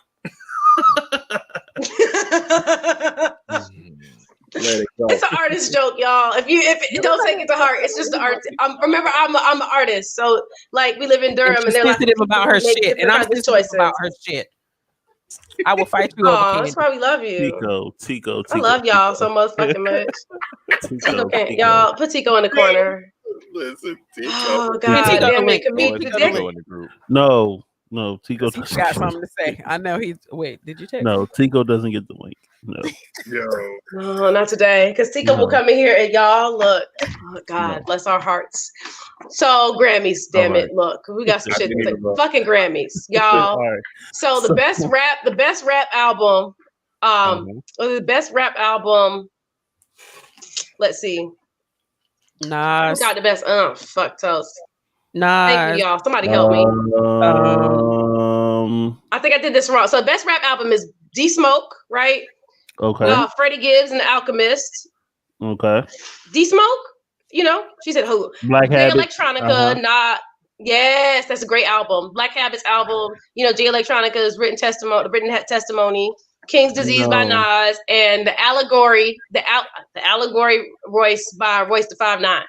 No. What you think they left out? What you think they left out? I mean, they could have got rid of Jay Electronica joint. Thank you. Yeah, that's what I was like. No. It really wasn't. That's politics. That hasn't. It just. I didn't like it. I wasn't. think anybody liked it. Like, who liked it? I'm a Jay Electronica fan, but what I have to remember is not every song is going to be Exhibit C, and that's what we all want. Good point. No, but it wasn't a well put together, strong album. And that's where. And it was a lot of hand holding. Right. But what we have to also, it wasn't engineered well. Some of his rhymes didn't go well with the beat, like that one with him and Jay-Z was supposed to be like an old bounce joint. I didn't like his I didn't think his verse went well to that beat. Yeah, I was not I was disappointed about that album. It didn't meet my expectations. Jay Electronica's album is the Kevin Hart special of albums.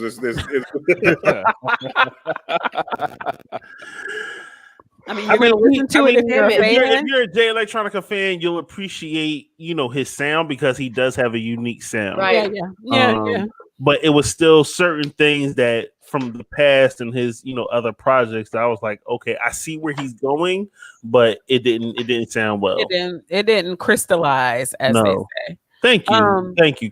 We finally, yes. That damn Black Habits album, from the front to the back, it's beautiful.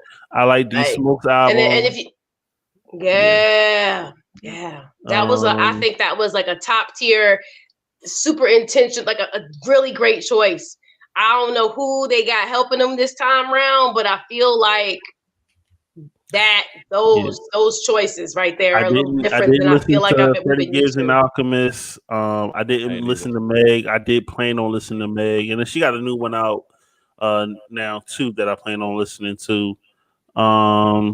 Nas's joint. I mean, I only played it twice, and I played King's Disease a couple times because shout out to Pat Jr.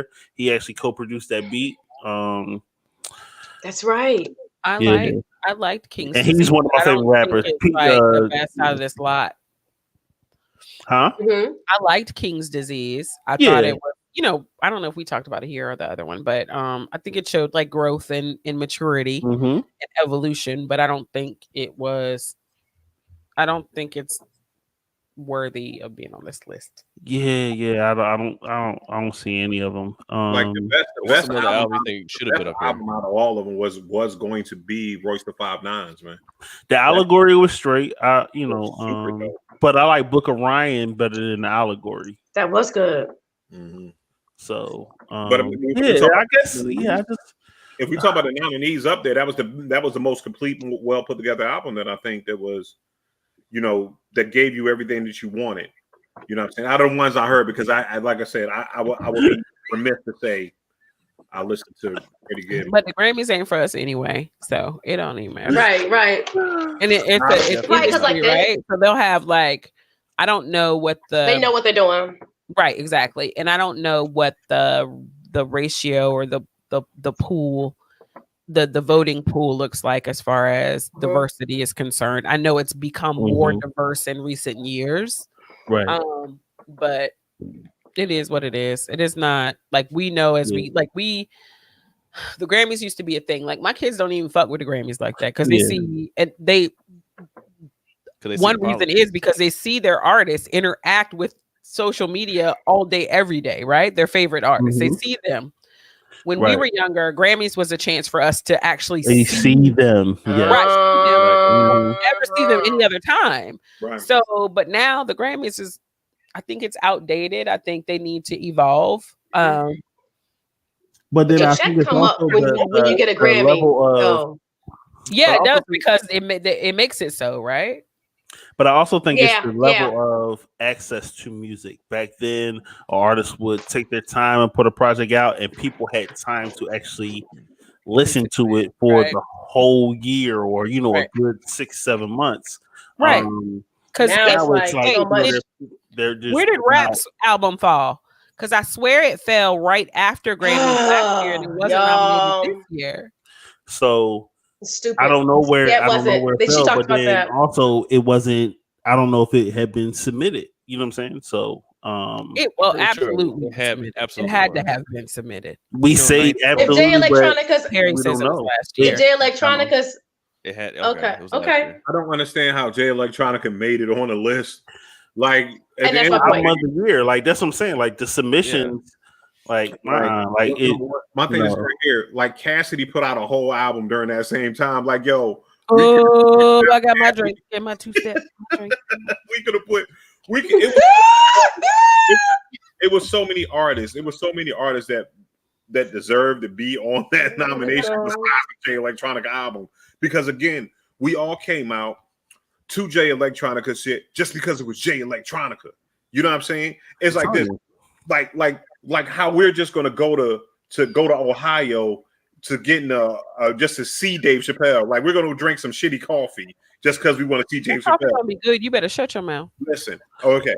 You got to think this is actually Jay Electronica's debut album, because that's what people have been waiting on for so long. Like I've been like, Jay Electronica, just put out this damn album. Like I've been waiting on it. Like, but it's like the accurate. I've been waiting on it. Like I've been waiting on Kazi's album. You know what I'm saying? Shout out to Kazi actually put his project out. Right. But it's like the Acura. It's like the Acura NSX, right? Okay. Does that feel off, or is it? No, I'm understanding. I'm letting you elaborate. I feel you though. No, it's not fun when nobody else knows. I was just saying that it's so the original Acura NSX Like when they started talking about that they were going to make a new one, and like what the specs were going to be, they hyped it all up.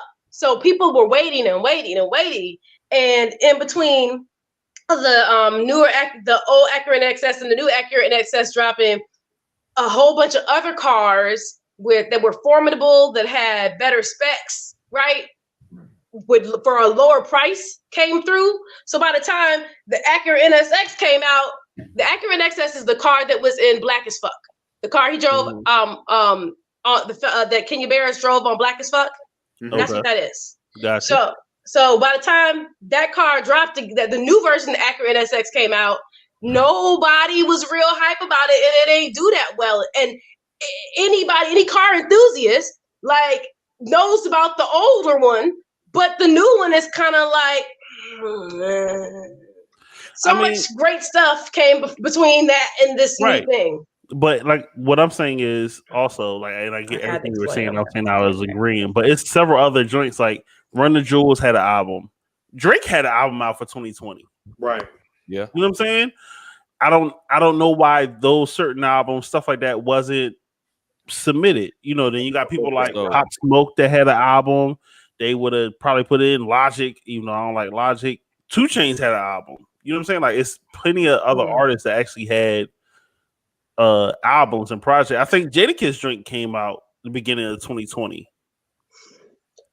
You know, if it wasn't submitted to the committee, then it can't be nominated. Yeah, Jadakiss. So Mac the new artists. So the new artists. Bet was the best new artist. Ingrid Andress, I don't know.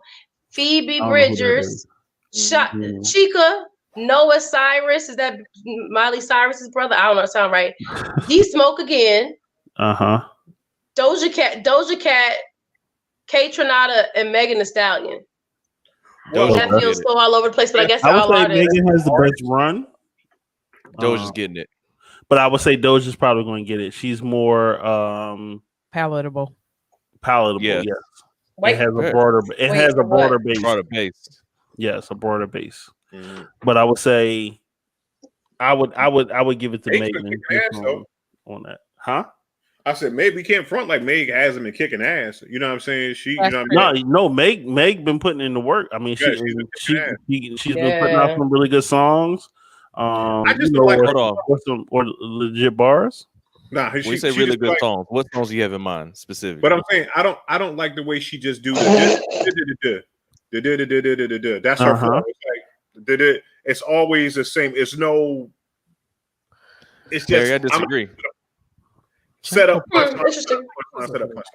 She don't give us no real like double entendres, or she don't get funky in the middle of the verse where she's double or triple rhyming words and not like that. It's just Have you listened to an album or is it like just the singles? I'm not trying to be combative. I'm just asking. So like as far as when any music that I have listened to on Meg, it's the same flow. Is what I'm noticing her flow pattern. Okay. You know what I'm saying? And I just don't that flow. It's a couple of MCs in around here that people like that I don't get into because they have that. They have it's a very basic flow pattern. Like Gucci. Like, yeah. I walk down the street. Looking at my feet. On my feet. We're going back to this. Just my work incomplete. Trying not to trip. Get his crack. You know what I'm about to go get body. Well, look, I wasn't trying to be combative, but I was curious what songs by Megan you actually you rock with. You said Savage was cool. I'm just curious what sticks out to you. Savage was straight. Is that the only one? I mean, I'm not in her wheelbase. You know what I'm saying? It's like, you know what I mean? No, that was Cardi. I'm trying to think. Yeah. Because Megan's biggest songs was Savage, really the remix, because Beyonce. The song was doing pretty good, and then the remix took it to the next level. But rarely, and then you had WAP with Cardi. But as far as this past year goes, what other songs do you have? Grammys don't normally correlate with sales. Like it's not Billboard. You gotta think of the song. I'm just saying what was out there. I like to look at the song. Savage, call me the bitch. Call me a bitch because you're gonna call me that anyway. That joint right there. I mean, that wasn't a big song. That wasn't a big song. What was that? That shit plays like every time I get in my car. You know what I'm saying? Wait, so if you listen to 97.5, you would think so, but I don't listen to I'm saying across the board, that wasn't. It's in comparison to like Savage or something else she had. That was one of her lower end songs as far as popularity is concerned. Well, that's in your wheelhouse though. You fuck with Gucci, and I figured that you fuck with Megan Thee Stallion too. Yeah, I don't dislike Megan. I'm just complicated. Oh shit! What about Big Sean's album? It dropped in September though. That's past the cutoff, right? What's the cutoff? I don't know the cutoff, and I don't know what could have been nominated. That's all I was saying. So the cutoff for this year was August 31st of last year. So we was talking about Rhapsody earlier. For instance, her album came out August the 23rd. So like a couple days before the cutoff. So what just said earlier is probably true about it not being submitted. And they switch it every year, so nobody it's not a flood of exactly. Okay, gotcha. That makes sense. Okay, the previous year I think it was in September, if I'm not mistaken. Gotcha. So what about Girls in the Hood? That Girls in the Hood was all right.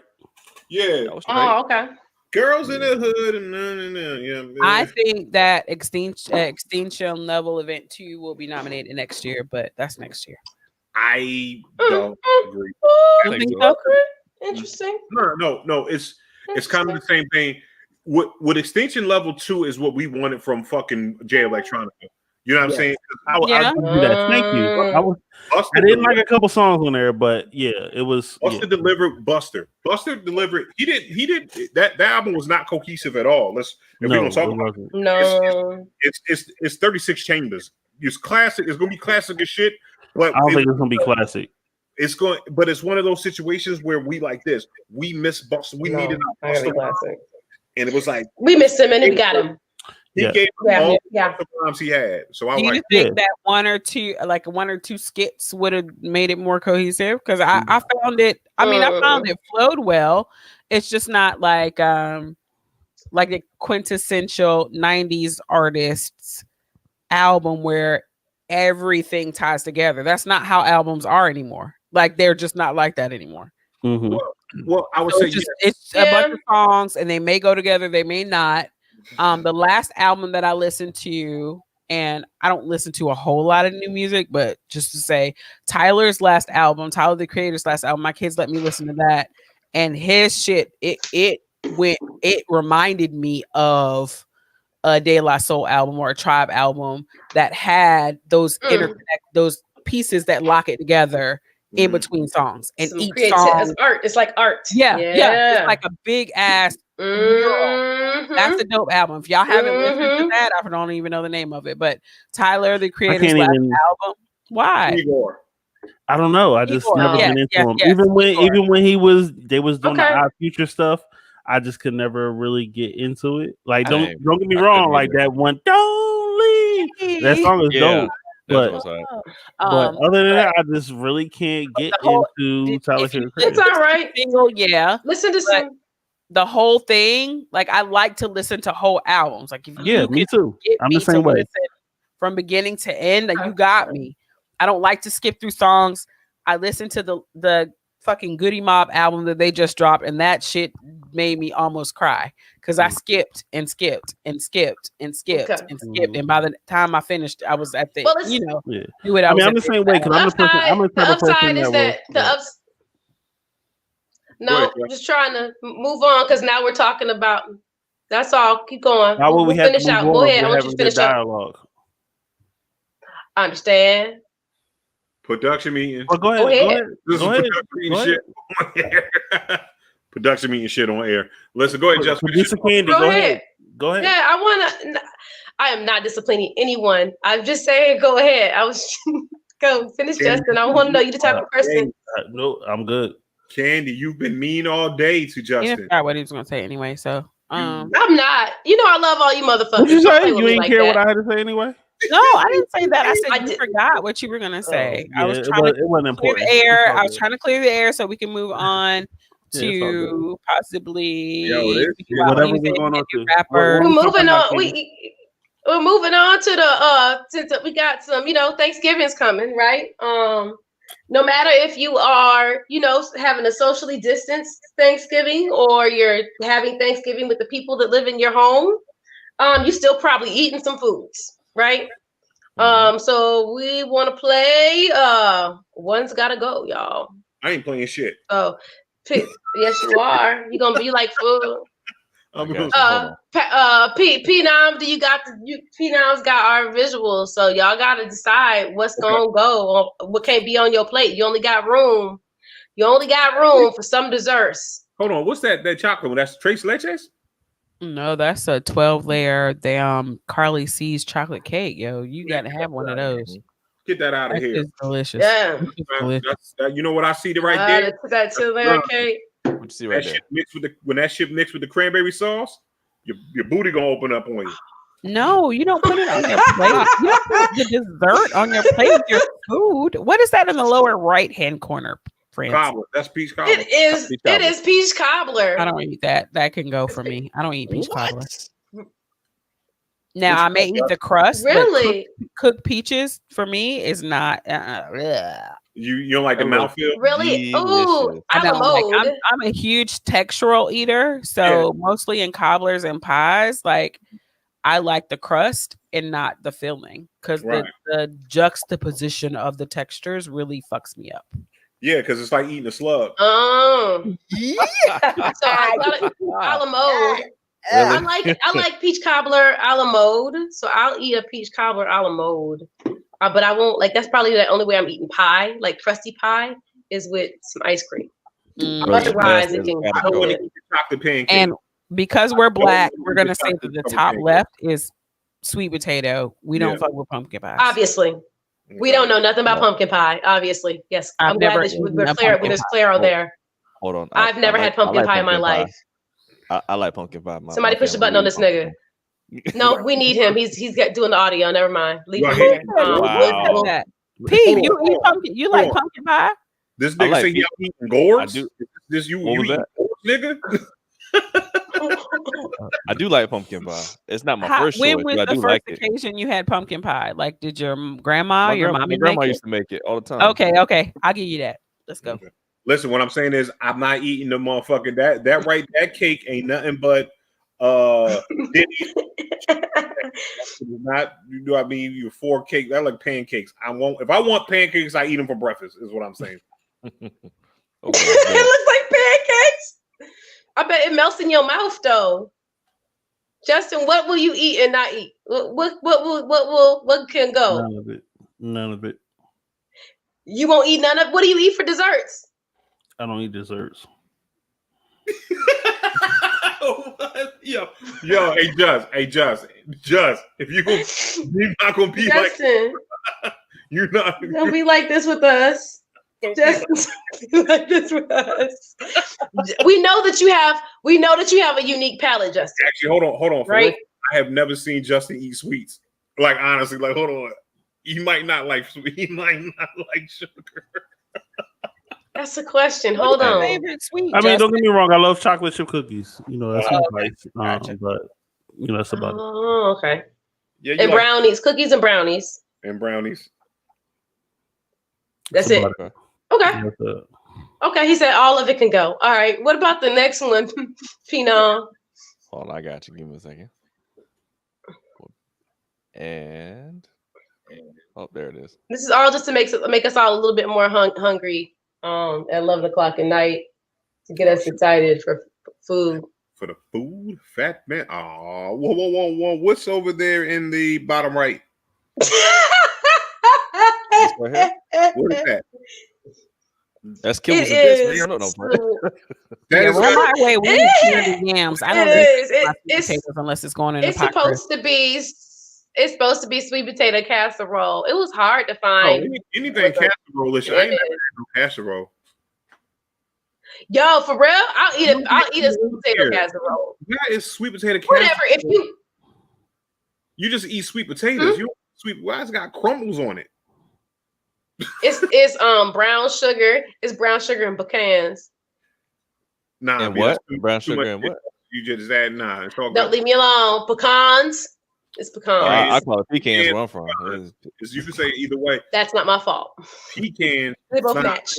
Pecans. That was funny. But I'm gonna say that sweet potato casserole gotta go. What is that on the bottom left? That's supposed to be stuffing. It is. But it's dry. It's dry. It's just dry Very stuffing. dry. Real dry. Right. I'll keep the greens in the mac. Everything else can go. They need a lot. They need a lot of gravy. Who picked these Caucasian? No, my mama makes a good. Well, that's black people. That's black people with macaroni and cheese and greens. It is. It is absolutely. Obviously. Look at you got the little chunks of meat in the greens too. Yeah. Oh yeah. So one of my kids that is a delicious. And I was gonna make collards vegetarian this year, and I did, but I said fuck that. I need a ham hock, so I made 2 pots of collards, one with a ham hock and one. With wow, you be throwing down, don't you, Keisha? That was nice. That's nice of you, Keisha. I go in and like public service announcement. If go ahead, baby. My baby daddy doesn't eat pork, so him and his girlfriend are coming to eat tomorrow. Tomorrow, yes. So are you gonna be flicking like collard green juice on his neck? I mean, am I petty? I'll be like this. Hey man, how's everything? Why he gotta be your baby daddy? That type of relationship we have. Why he gotta be your baby daddy though? Because he hates it when I call him that. It's my one single petty thing that I do. He's my baby daddy. Okay. That's just my baby daddy. Who that is? I sing that when I see him. I mean, T-Bird, whatever. Yeah. So if your macaroni and cheese does not have or anybody's, wherever you going, if it's not golden brown, it's not going down. Just don't even look like it had any giblets in it. Nah, no type of meat stuff. No thanks. Just let it go. Yeah, it didn't have giblets. It didn't look like it had any giblets in it, did it? No, man. Just like yo, nah. that shit. Nah. The shit on the bottom right hand looks like Kevin Durant's hair.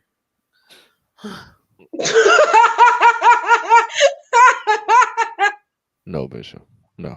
I gotta turn my microphone down. I hate it. I can't do this in my life. How the fuck do I turn my microphone down? Because Bishop makes me laugh. Y'all making me laugh so loud today. I'm so sorry. Yo, what you bringing over? I'm bringing over my tarantula casserole.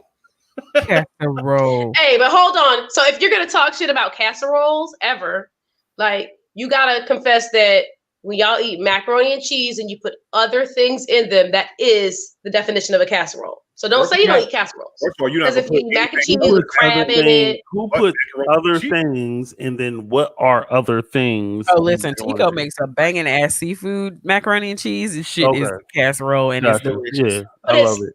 And it's fine. Wait, so y'all know everybody? Wait, y'all all has this there's some seafood macaroni. Yeah, that's a good casserole. That's banging. That sounds delicious. That's banging. Right, but it's not macaroni and cheese. It's a casserole. Sure. You know the nastiest casserole that exists? The nastiest one is the green bean casserole. That's not. They should just throw that shit in the garbage instead of making it.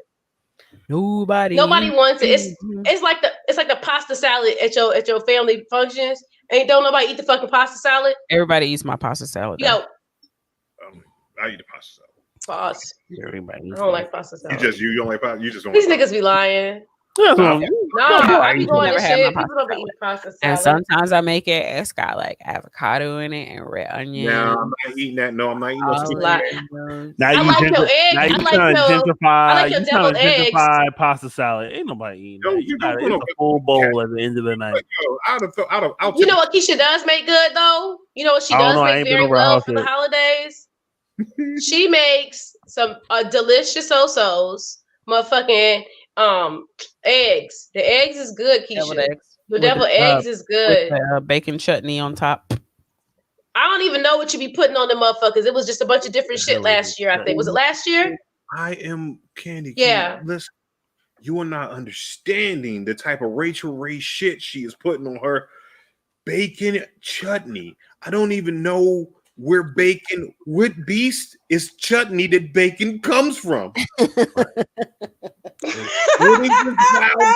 Just running around. That's a gentrified meal. It's bacon. Don't do that. Don't do that.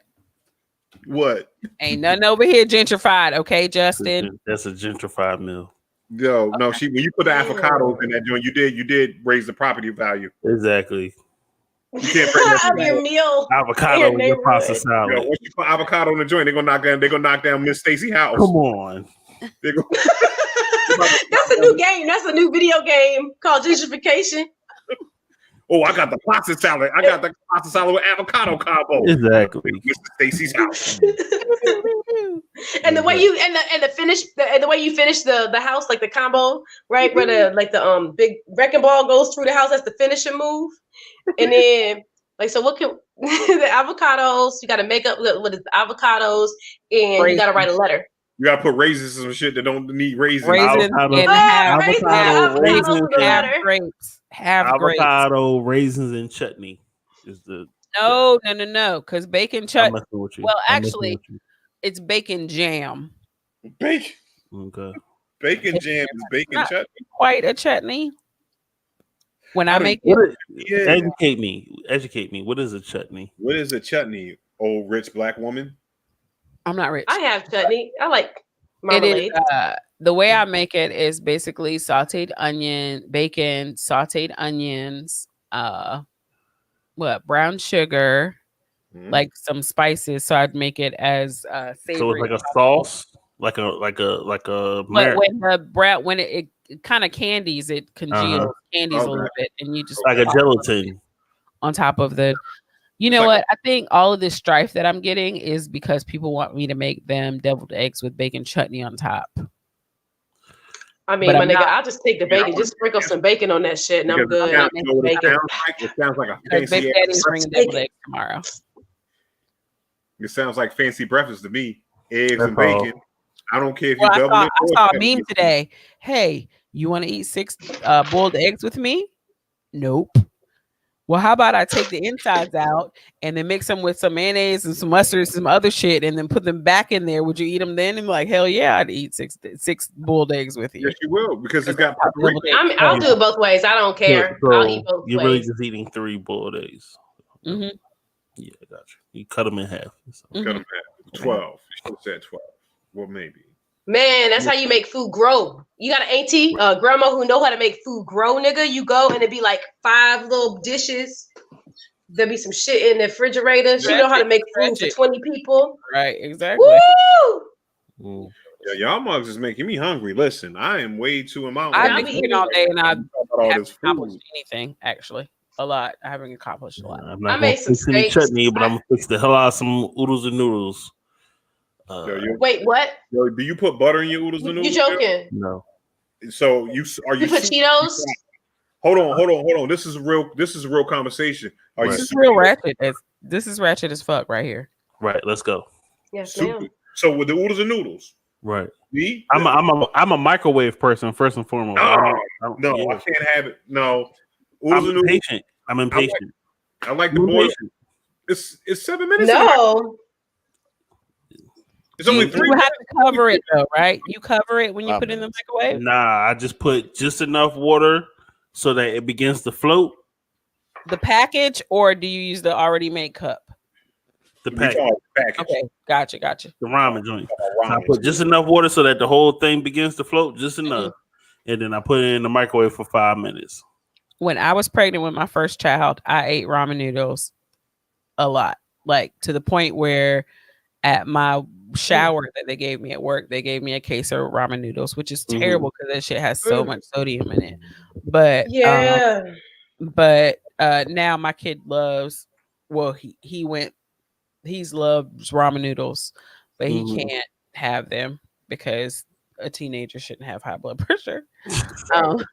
Right. So now we eat real That's ramen. smart, mom. But I'm thinking, because I've been on zucchini noodles lately, and I've been trying to perfect my gentrified stuff. But go ahead. Do you have a zoodler? Noodles. Do you have a zoodler, Keisha? My son's father. Thank you. I love hearing that. I'm triggered by. He bought him a mandolin. And it's got all these different attachments on it. So the other night I was like, at the grocery store, me and my son were at the grocery store. I was like, I want zucchini noodles and they don't have them here. Like I bought them from Wegmans, but we weren't at Wegmans. And like, I've got a fresh is always better. Mm-hmm. So we've got like it's had as an attachment for a ribboner. It ribbons.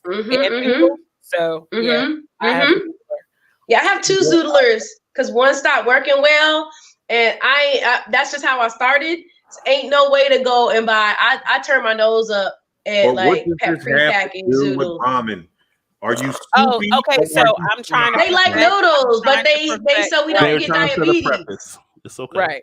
I'm trying to perfect my zucchini noodle technique. Right. I already have my ramen broth technique down. I have like the dried mushrooms and seaweed and everything in my cabinet that I need so that I can make ramen with the zucchini noodles. Ooh, give me a couple months. let it. Give me a couple months. What just happened? Love you, broski. Oh, peace out, P. Night, P. I need to know about the Enlo shirt though. So bye, pickles. And I graduated from the best class ever, 1993. I graduated. Wait, is that so? This the high school you went to? Cool. I graduated in '93. Yeah, see, you might know somebody that I work with that graduated from Enlo. Probably, possibly. I can't say. Last name Fogg, Fogg. Adrian. No. Oh, that's the only Fogg I know by memory. 93. So he has brothers though. Oh, he back. Is he back? What is going on? Hey, welcome back. His Wi-Fi went out because he was in the garage. He in the garage, yeah.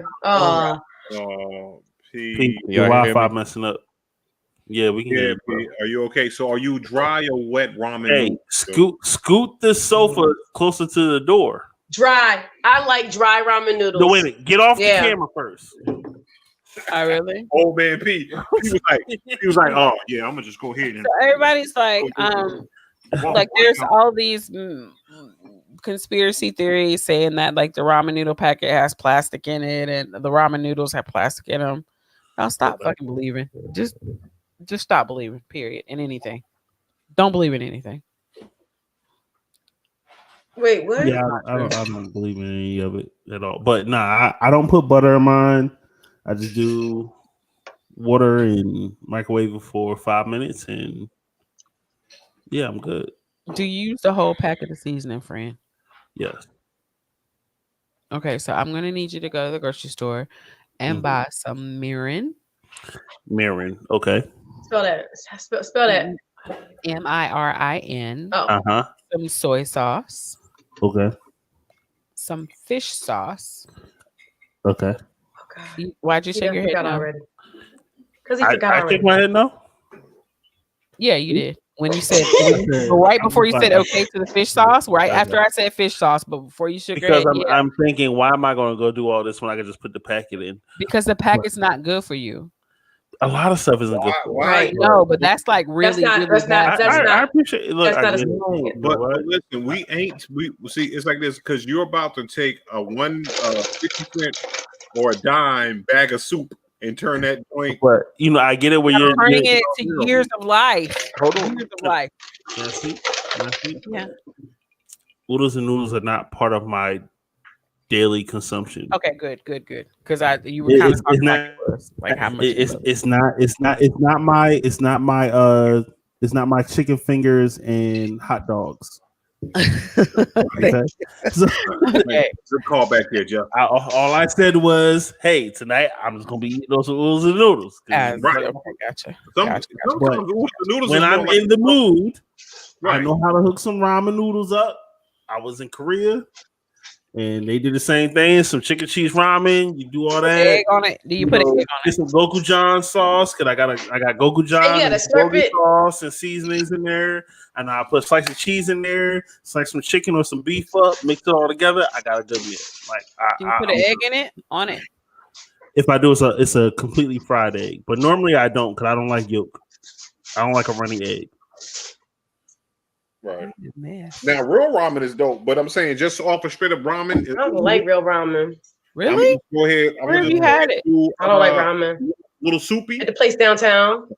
What? Tombo? The place. Oh, not your downtown. My downtown. Oh, come to my place. It's delicious. Do you like pho? I don't. Was now. I love it. I don't mess with Thai food. love some Even though I've been motherfucking to Thailand a couple times and in Vietnam a few times, I don't. Now, But you have a unique palate. We've talked about that, Justin, and that's okay. Yeah, I'm very picky. That's all it is. You look. I said what I called it: unique palate. Thank you. You don't have to call I it appreciate picky. the compliment. Yeah, I used to have a boss. Yeah. That no matter where we were, we traveled a lot for work, and we were in like he would only eat like meat and potatoes. So wherever we were, it didn't matter. He was getting meat and potatoes. Like we were in Malaysia, and he's looking for meat and potatoes. Now, like, granted, in Malaysia, they love Americanized restaurants. They have. Y'all remember Kenny Rogers Roasters? Yeah. I was in Malaysia 2 years ago, and they still have Kenny Rogers Roasters. They have KFC, they have Arby's, they have all the Americanized restaurants, but the food's different. Yes. Different. But he was always looking for like a steak or a burger and French fries or some kind of potato wherever we were. Mm-hmm. Like if I go to another country, I'm trying the dragon head. You know what I'm saying? I'm like, yo, what you got sheep head soup, nigga? I love alligator tail. I love alligator tail. You get alligator tail in Louisiana. I'm not going to Malaysia. And the local delicacy is still alive, grasshoppers and peanut oil. You know what I'm saying? Like, all right, give me one. Shit, I'm gonna eat. You know what I mean? Because I want to see. I might be missing. So the year for me was like 05, 06, I forget. And this is when I was in Korea, and the U.S. team had came. It wasn't the Olympics, but it was the Olympic team. I guess it was like the trials or whatever. So it's close to like 06. And they were like, oh, they just wanted like a McDonald's. It was like, all these damn restaurants out here, and y'all just looking for a McDonald's? Like, come on, yo. Oh, I ain't trying this shit. I ain't eating that. You know what I'm saying? Yeah. But me, I like Korean food. Anywhere I go, even when, like I said, going to Thailand, I will try what's customary in the area, or not just customary, but a specialty food. Period. And then I'll just stick to what I don't know what I like and don't like, but yeah. But I was there for 3 weeks, so I ate some local food, and then I was like, shit, I'm gonna go to McDonald's and get a cheeseburger because it's familiar to home, or whatever, or KFC. But they hacked the chicken up like everywhere else does besides America. Just the big chicken pieces. But that brings to memory the whole argument over chitlins for Thanksgiving. Right. Chitlins, yes or no? No. Oh my gosh, it's so nasty. It's slave food. But in actuality, chitlins is not. She said it's slave food. It's African. No, this is what people say.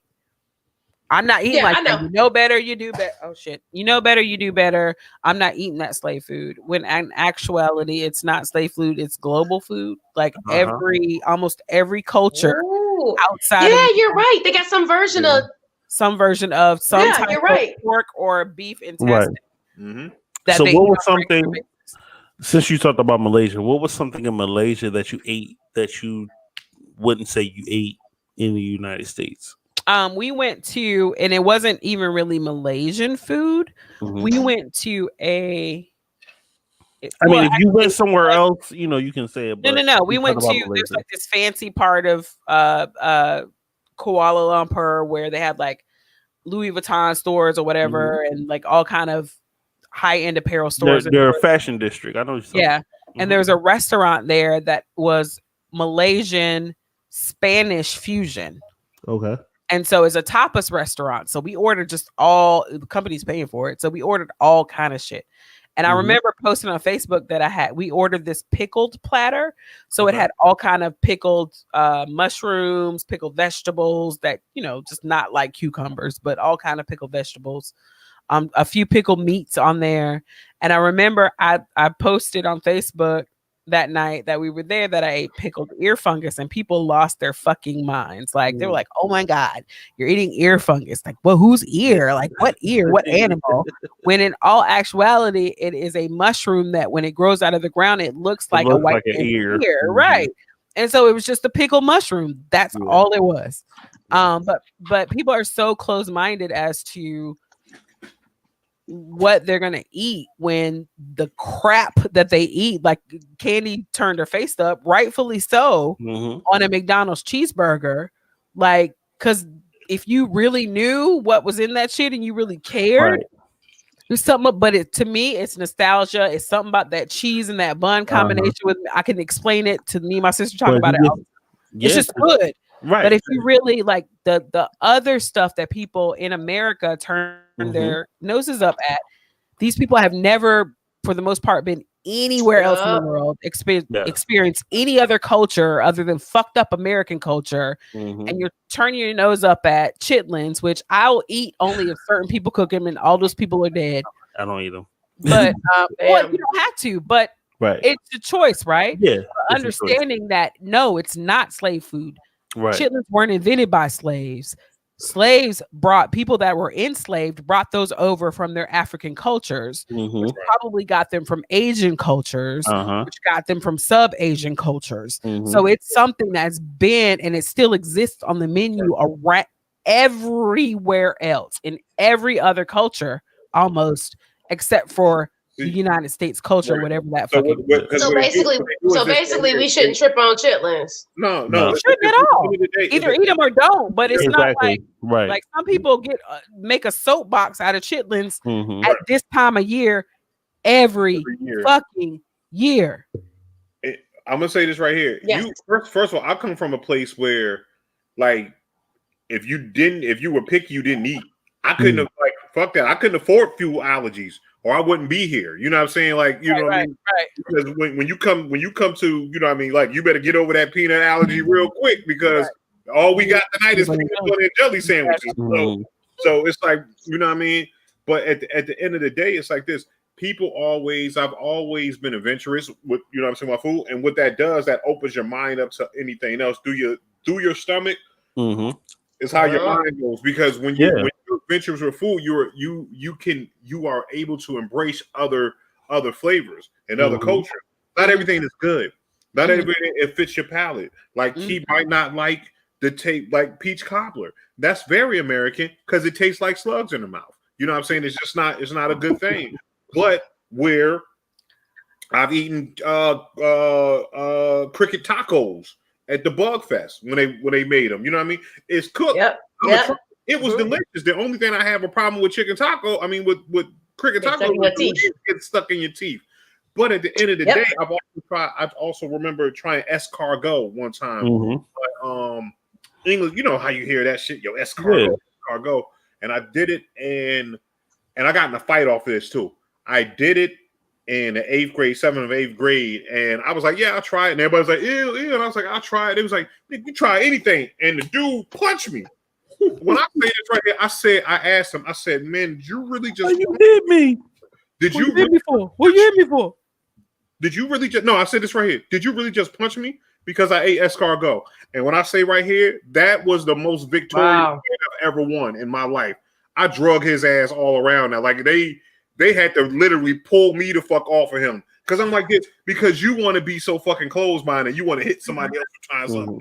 But as a child, you weren't thinking about him being closed-minded. But people are just that. But they don't think about the rest of the bullshit that they eat, and the processed foods that they put in their body, and all that good stuff. Like I do it too, but I'm gonna try escargot or oysters or Rockefeller or I'm gonna at least try. And anybody that's around me knows that if we encounter something new to eat, then it is my request as your friend that you at least try it. A lot of people, I have some finicky friends, but I'm like, you could spit it out of my hand. Like at least put it in your mouth and chew it. And if you don't like it, you can spit it in my hand. Right?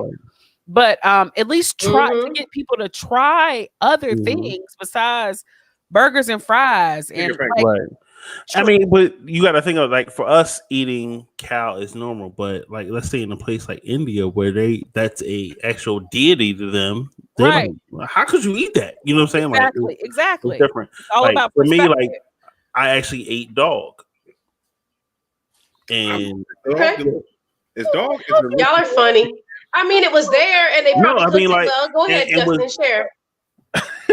Like, but it's different because she said she can't come over no more. What they will do is they will they will tie or chain the dog up in front of the restaurant on a small little thing, and people walk past. Some people feed it. You know, the restaurant will always feed it, and you will see this thing grow from a puppy up until it's like a full size, and then fat ass dog. Then all of a sudden you don't see it anymore. Right, you know what I'm saying?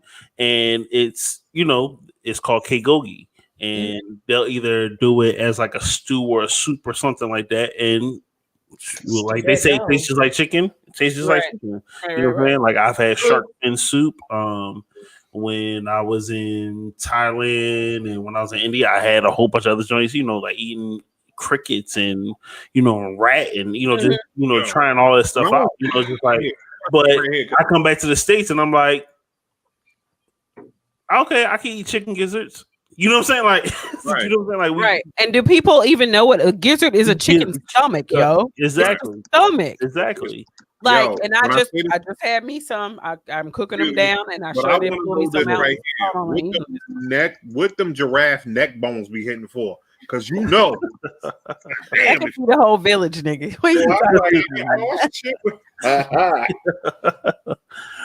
But yeah, I mean,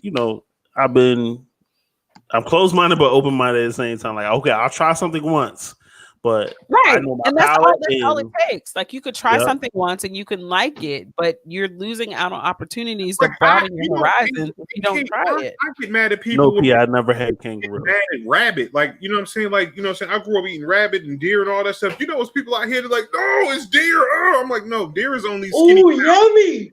Right. Like Tico will put some squirrels in his crock pot in a minute. Like, I have no squirrels. See, you got to get the right squirrels. I ain't getting no squirrels out of Raleigh. Tico, make some squirrels. Make us some squirrels. I got a coworker. I was finna say some squirrel with some gravy and some rice. A coworker.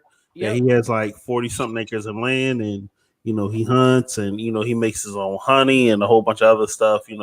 But he gave me some deer sausage. Like, yeah, I don't like the taste of deer. I've had it before. It's very gamey. Y'all want to know a story about deer? How deer saved me? Go ahead. Was it Bambi? Sure. So no, I was moving from one house to another, and the night before, my girlfriend and I had we're doing like the final cleaning, and there was like the huge like projection TV that needed to be moved, and like some piles of clothes or whatever. So we lived in North Raleigh behind the hospital on Wake Forest Road, or right off the belt line, whatever, y'all don't know. But anyway, it was a pretty nice neighborhood. And so when we left, we forgot to lock the door, and we thought about it later, but it was no big deal because there was like literally nothing in there, right? Except for some stuff in the freezer that we needed to take. That huge TV, like it was literally the size of that wall behind me, I felt like, and some piles of clothes and some cleaning supplies. And I didn't remember that I had taken off my wedding ring and put it, because I was cleaning with like cleaner or whatever. So the next day we get there and somebody had ransacked the house. And they didn't steal anything except for the shit out of the freezer and my wedding ring. So they had busted in the projection TV. They had poured bleach all over the carpet, like all over piles of poured bleach. Who y'all make mad? Huh? No, it wasn't. Little did I know, we had lived there for 2 years. There was a halfway house across the street, right? We'd always wave at the guy that lived there, always wave at him. He was nice. Anybody in and out of the house, they were nice to us or whatever. But recently, apparently, there had been this guy that moved in, and he was fresh out the pen. Him and his friends are the ones that did that. How they caught them was that we had deer sausage in our freezer, and it was marked on the date. And I was like, the police, of course, asked, what were you missing? And I'm like, there's, a few packs of steak, some deer meat, blah, blah, blah, blah, blah. They went over. They knew it was a halfway house. They went over, asked the owner, could they search the house? And the owner was like, of course you can. Like, there's nothing going on here. And they found the deer meat in the freezer and arrested the dude. Wow. Arrested the dude. When's the last time? See, Deer be you know what? Deer be doing that because true story. Deer is what got Kazi and his wife together. You know what I mean? They got me hosting. That's how you started hosting. That's how I started hosting. Yeah, interesting story. Wait, what? This is a true story. So wait a minute, hold on. Shout out to Kazi. Shout out to producing that. Thank you, original OG Ratcheteers of Intelligent OG Ratcheteers. But so okay, this is when Kazi was doing Microphone Mondays in Chapel Hill. So this was with Bishop Omega. This is when I was leaving the Bishop Omega rap. So, but I had a girlfriend at the time, well, female friend at the time, came up from Atlanta. So I just wanted to show her the world. You know what I mean? Come on, rock with Bishop Omega. So we go to the joint, and I go up to Kazi. I had been to Microphone Mondays a couple times and everything like that. And I went up to Kazi and I said, "Yo, Kazi, when you gonna let me host this thing?" You know what I mean? Trying to be impressive. You know what I mean? I want to tell you how impressive I was. I had a big ass white gold chain on with a Shaq jersey that was my man's. It was like a 4 tall T Shaq jersey. I looked like Bow Wow with a beard back. You know what I'm saying? So 4 T Shaq jersey. Crazy, right? So, like, if I did this right here, I could put my arms right in the. Anyway, story. All right, so you just like, oh, you want to host? Here's the list, and just ran off. I was like this. I never knew the story. Like, yo, this nigga just ran off and just left me his open. Yeah. So I ended up hosting or whatever. So years later, I tell Kazi. It was like, wait a minute, not even years later. It was like a decade. 2 years ago? 2 years ago. Literally like 2 years ago. 2 years ago, they told the other side of that story. He was like, yo, Nat had just hit a deer coming to Microphone Mondays to see her. So he had to leave. He was stuck. And when I just came up, was like, yo, can I host? He was like, yeah, here. And went to go see Nat.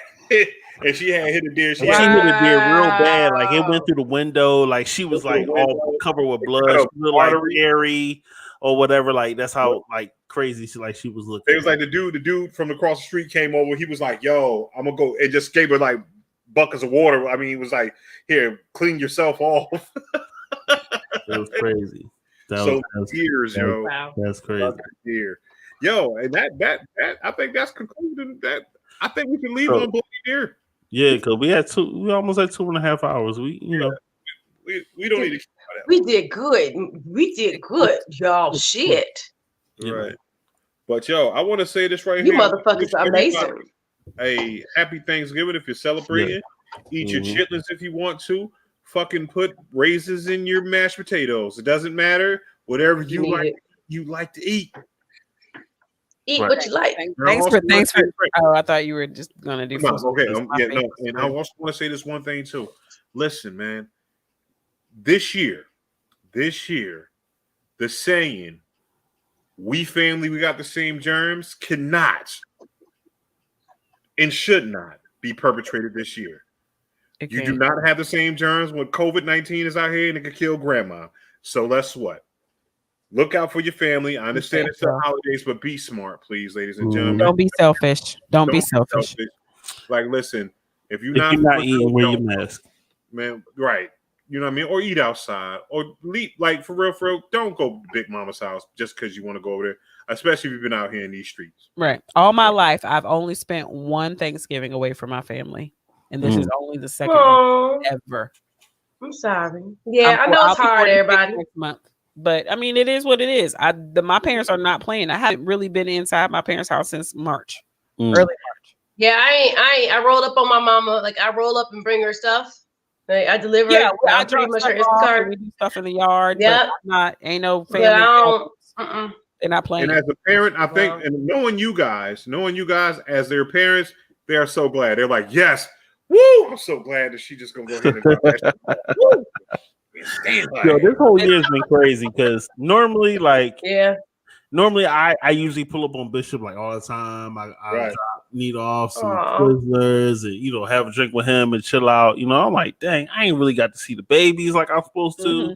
I feel like a bad person. You know what I'm saying? Like, You shouldn't, because there's. I get it. You know what I'm saying? Like, I just want to good some candy choices sometimes and just sit and eat some wings, some skewers. You know what I'm saying? Just the whole nine. But it's like that, man. It really do be like that. Like she getting you on the 6, but I personally want to say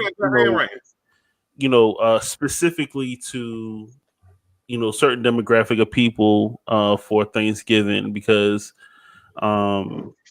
all healthcare workers, all first responders that are working during that holiday, you'll have a lot of people, like I said, those healthcare workers that are sitting in the hospital taking care of patients during that time that are not next to their families, or the firefighters or the police officers that are sitting in their cars, and more importantly, the soldiers, airmen, Marines, Coast Guard people, the whole people that are in the military that are, that are away from their families, that get denied leave. You know what I'm saying? Yeah. And this is me being one of those people that have been, through that has been deployed, or, they're like, nah, you can't go home. Shout out to y'all. Shout out to y'all. Happy Thanksgiving. Thank y'all. Tomorrow, most definitely. And thank y'all for y'all service. Every single one of y'all. And that was beautiful. Yeah. Aww. We love it. You both of y'all, both you and Bishopables. All of y'all's and the Keishas. It was beautiful. I like that. I like Bishopables. I love your hair, Candy. I love it. I love your crown. I love it. And your smooth and your smile was so bright. You better go ahead. Y'all are so special. Thank you so much. I'm trying to look. I am trying to be. Yes, you are light good. Thank y'all. Dark world. Look at you. You better fucking shine. With that fresh face. She need listen. Look at that. You know what I'm saying? That's what I like. I like, you know what I'm saying, like Candy, because you know what? I can't think of nothing nice to say to her right now because I'm still pissed off at her. So because she she did make me feel some type of way earlier. I had some points to say about music, and she was like, "Fuck all that. We talking about Thanksgiving and we playing this game." It's like, okay. Yeah, you got your little feelings. You can't be doing that on air. Okay. You be getting your little feelings. Okay, listen. I'm not gonna argue. I'm telling you this right here. I'm too grown to argue. The only light-skinned person that can act light-skinned on here. I'm not acting light-skinned. I'm too grown to argue. You are not too grown to argue. First of all, don't say that. No, we can discuss things all we want, but I'm not gonna argue. I like that. I'm not arguing. You think I'm arguing? I don't argue. You think I'm arguing with you? I'll argue with you. Let's argue off air. I bet you won't. I can discuss things back and forth if you're open minded, but I'm not going to argue. So, but I'm gonna call her. Start calling her producer Candy. She wanted to keep us on track and keep things moving. She said, "Fuck your conversation. We need to talk about this Thanksgiving meals. You know what I'm saying? We need to do this either or." So I was like, "All right, cool." Look, fuck your comment in the middle of your comment. Fuck what you got to say. We're moving on. And people wasn't listening anyway. She was like, "I don't know what he was about to say. I don't even care." And I was like, I didn't say that. Let's be clear. Keisha said that. No, that's what I'm saying. That's what I said. Keisha said that part. I said what? What did I say? You was like, "Fuck what this nigga say." I wasn't listening anyway. For telling you rapping names, bitch, we'll make it. We out. We gonna finish this conversation. Keith, you got anything you want to say? I bet you won't. Straight to Tape will be back January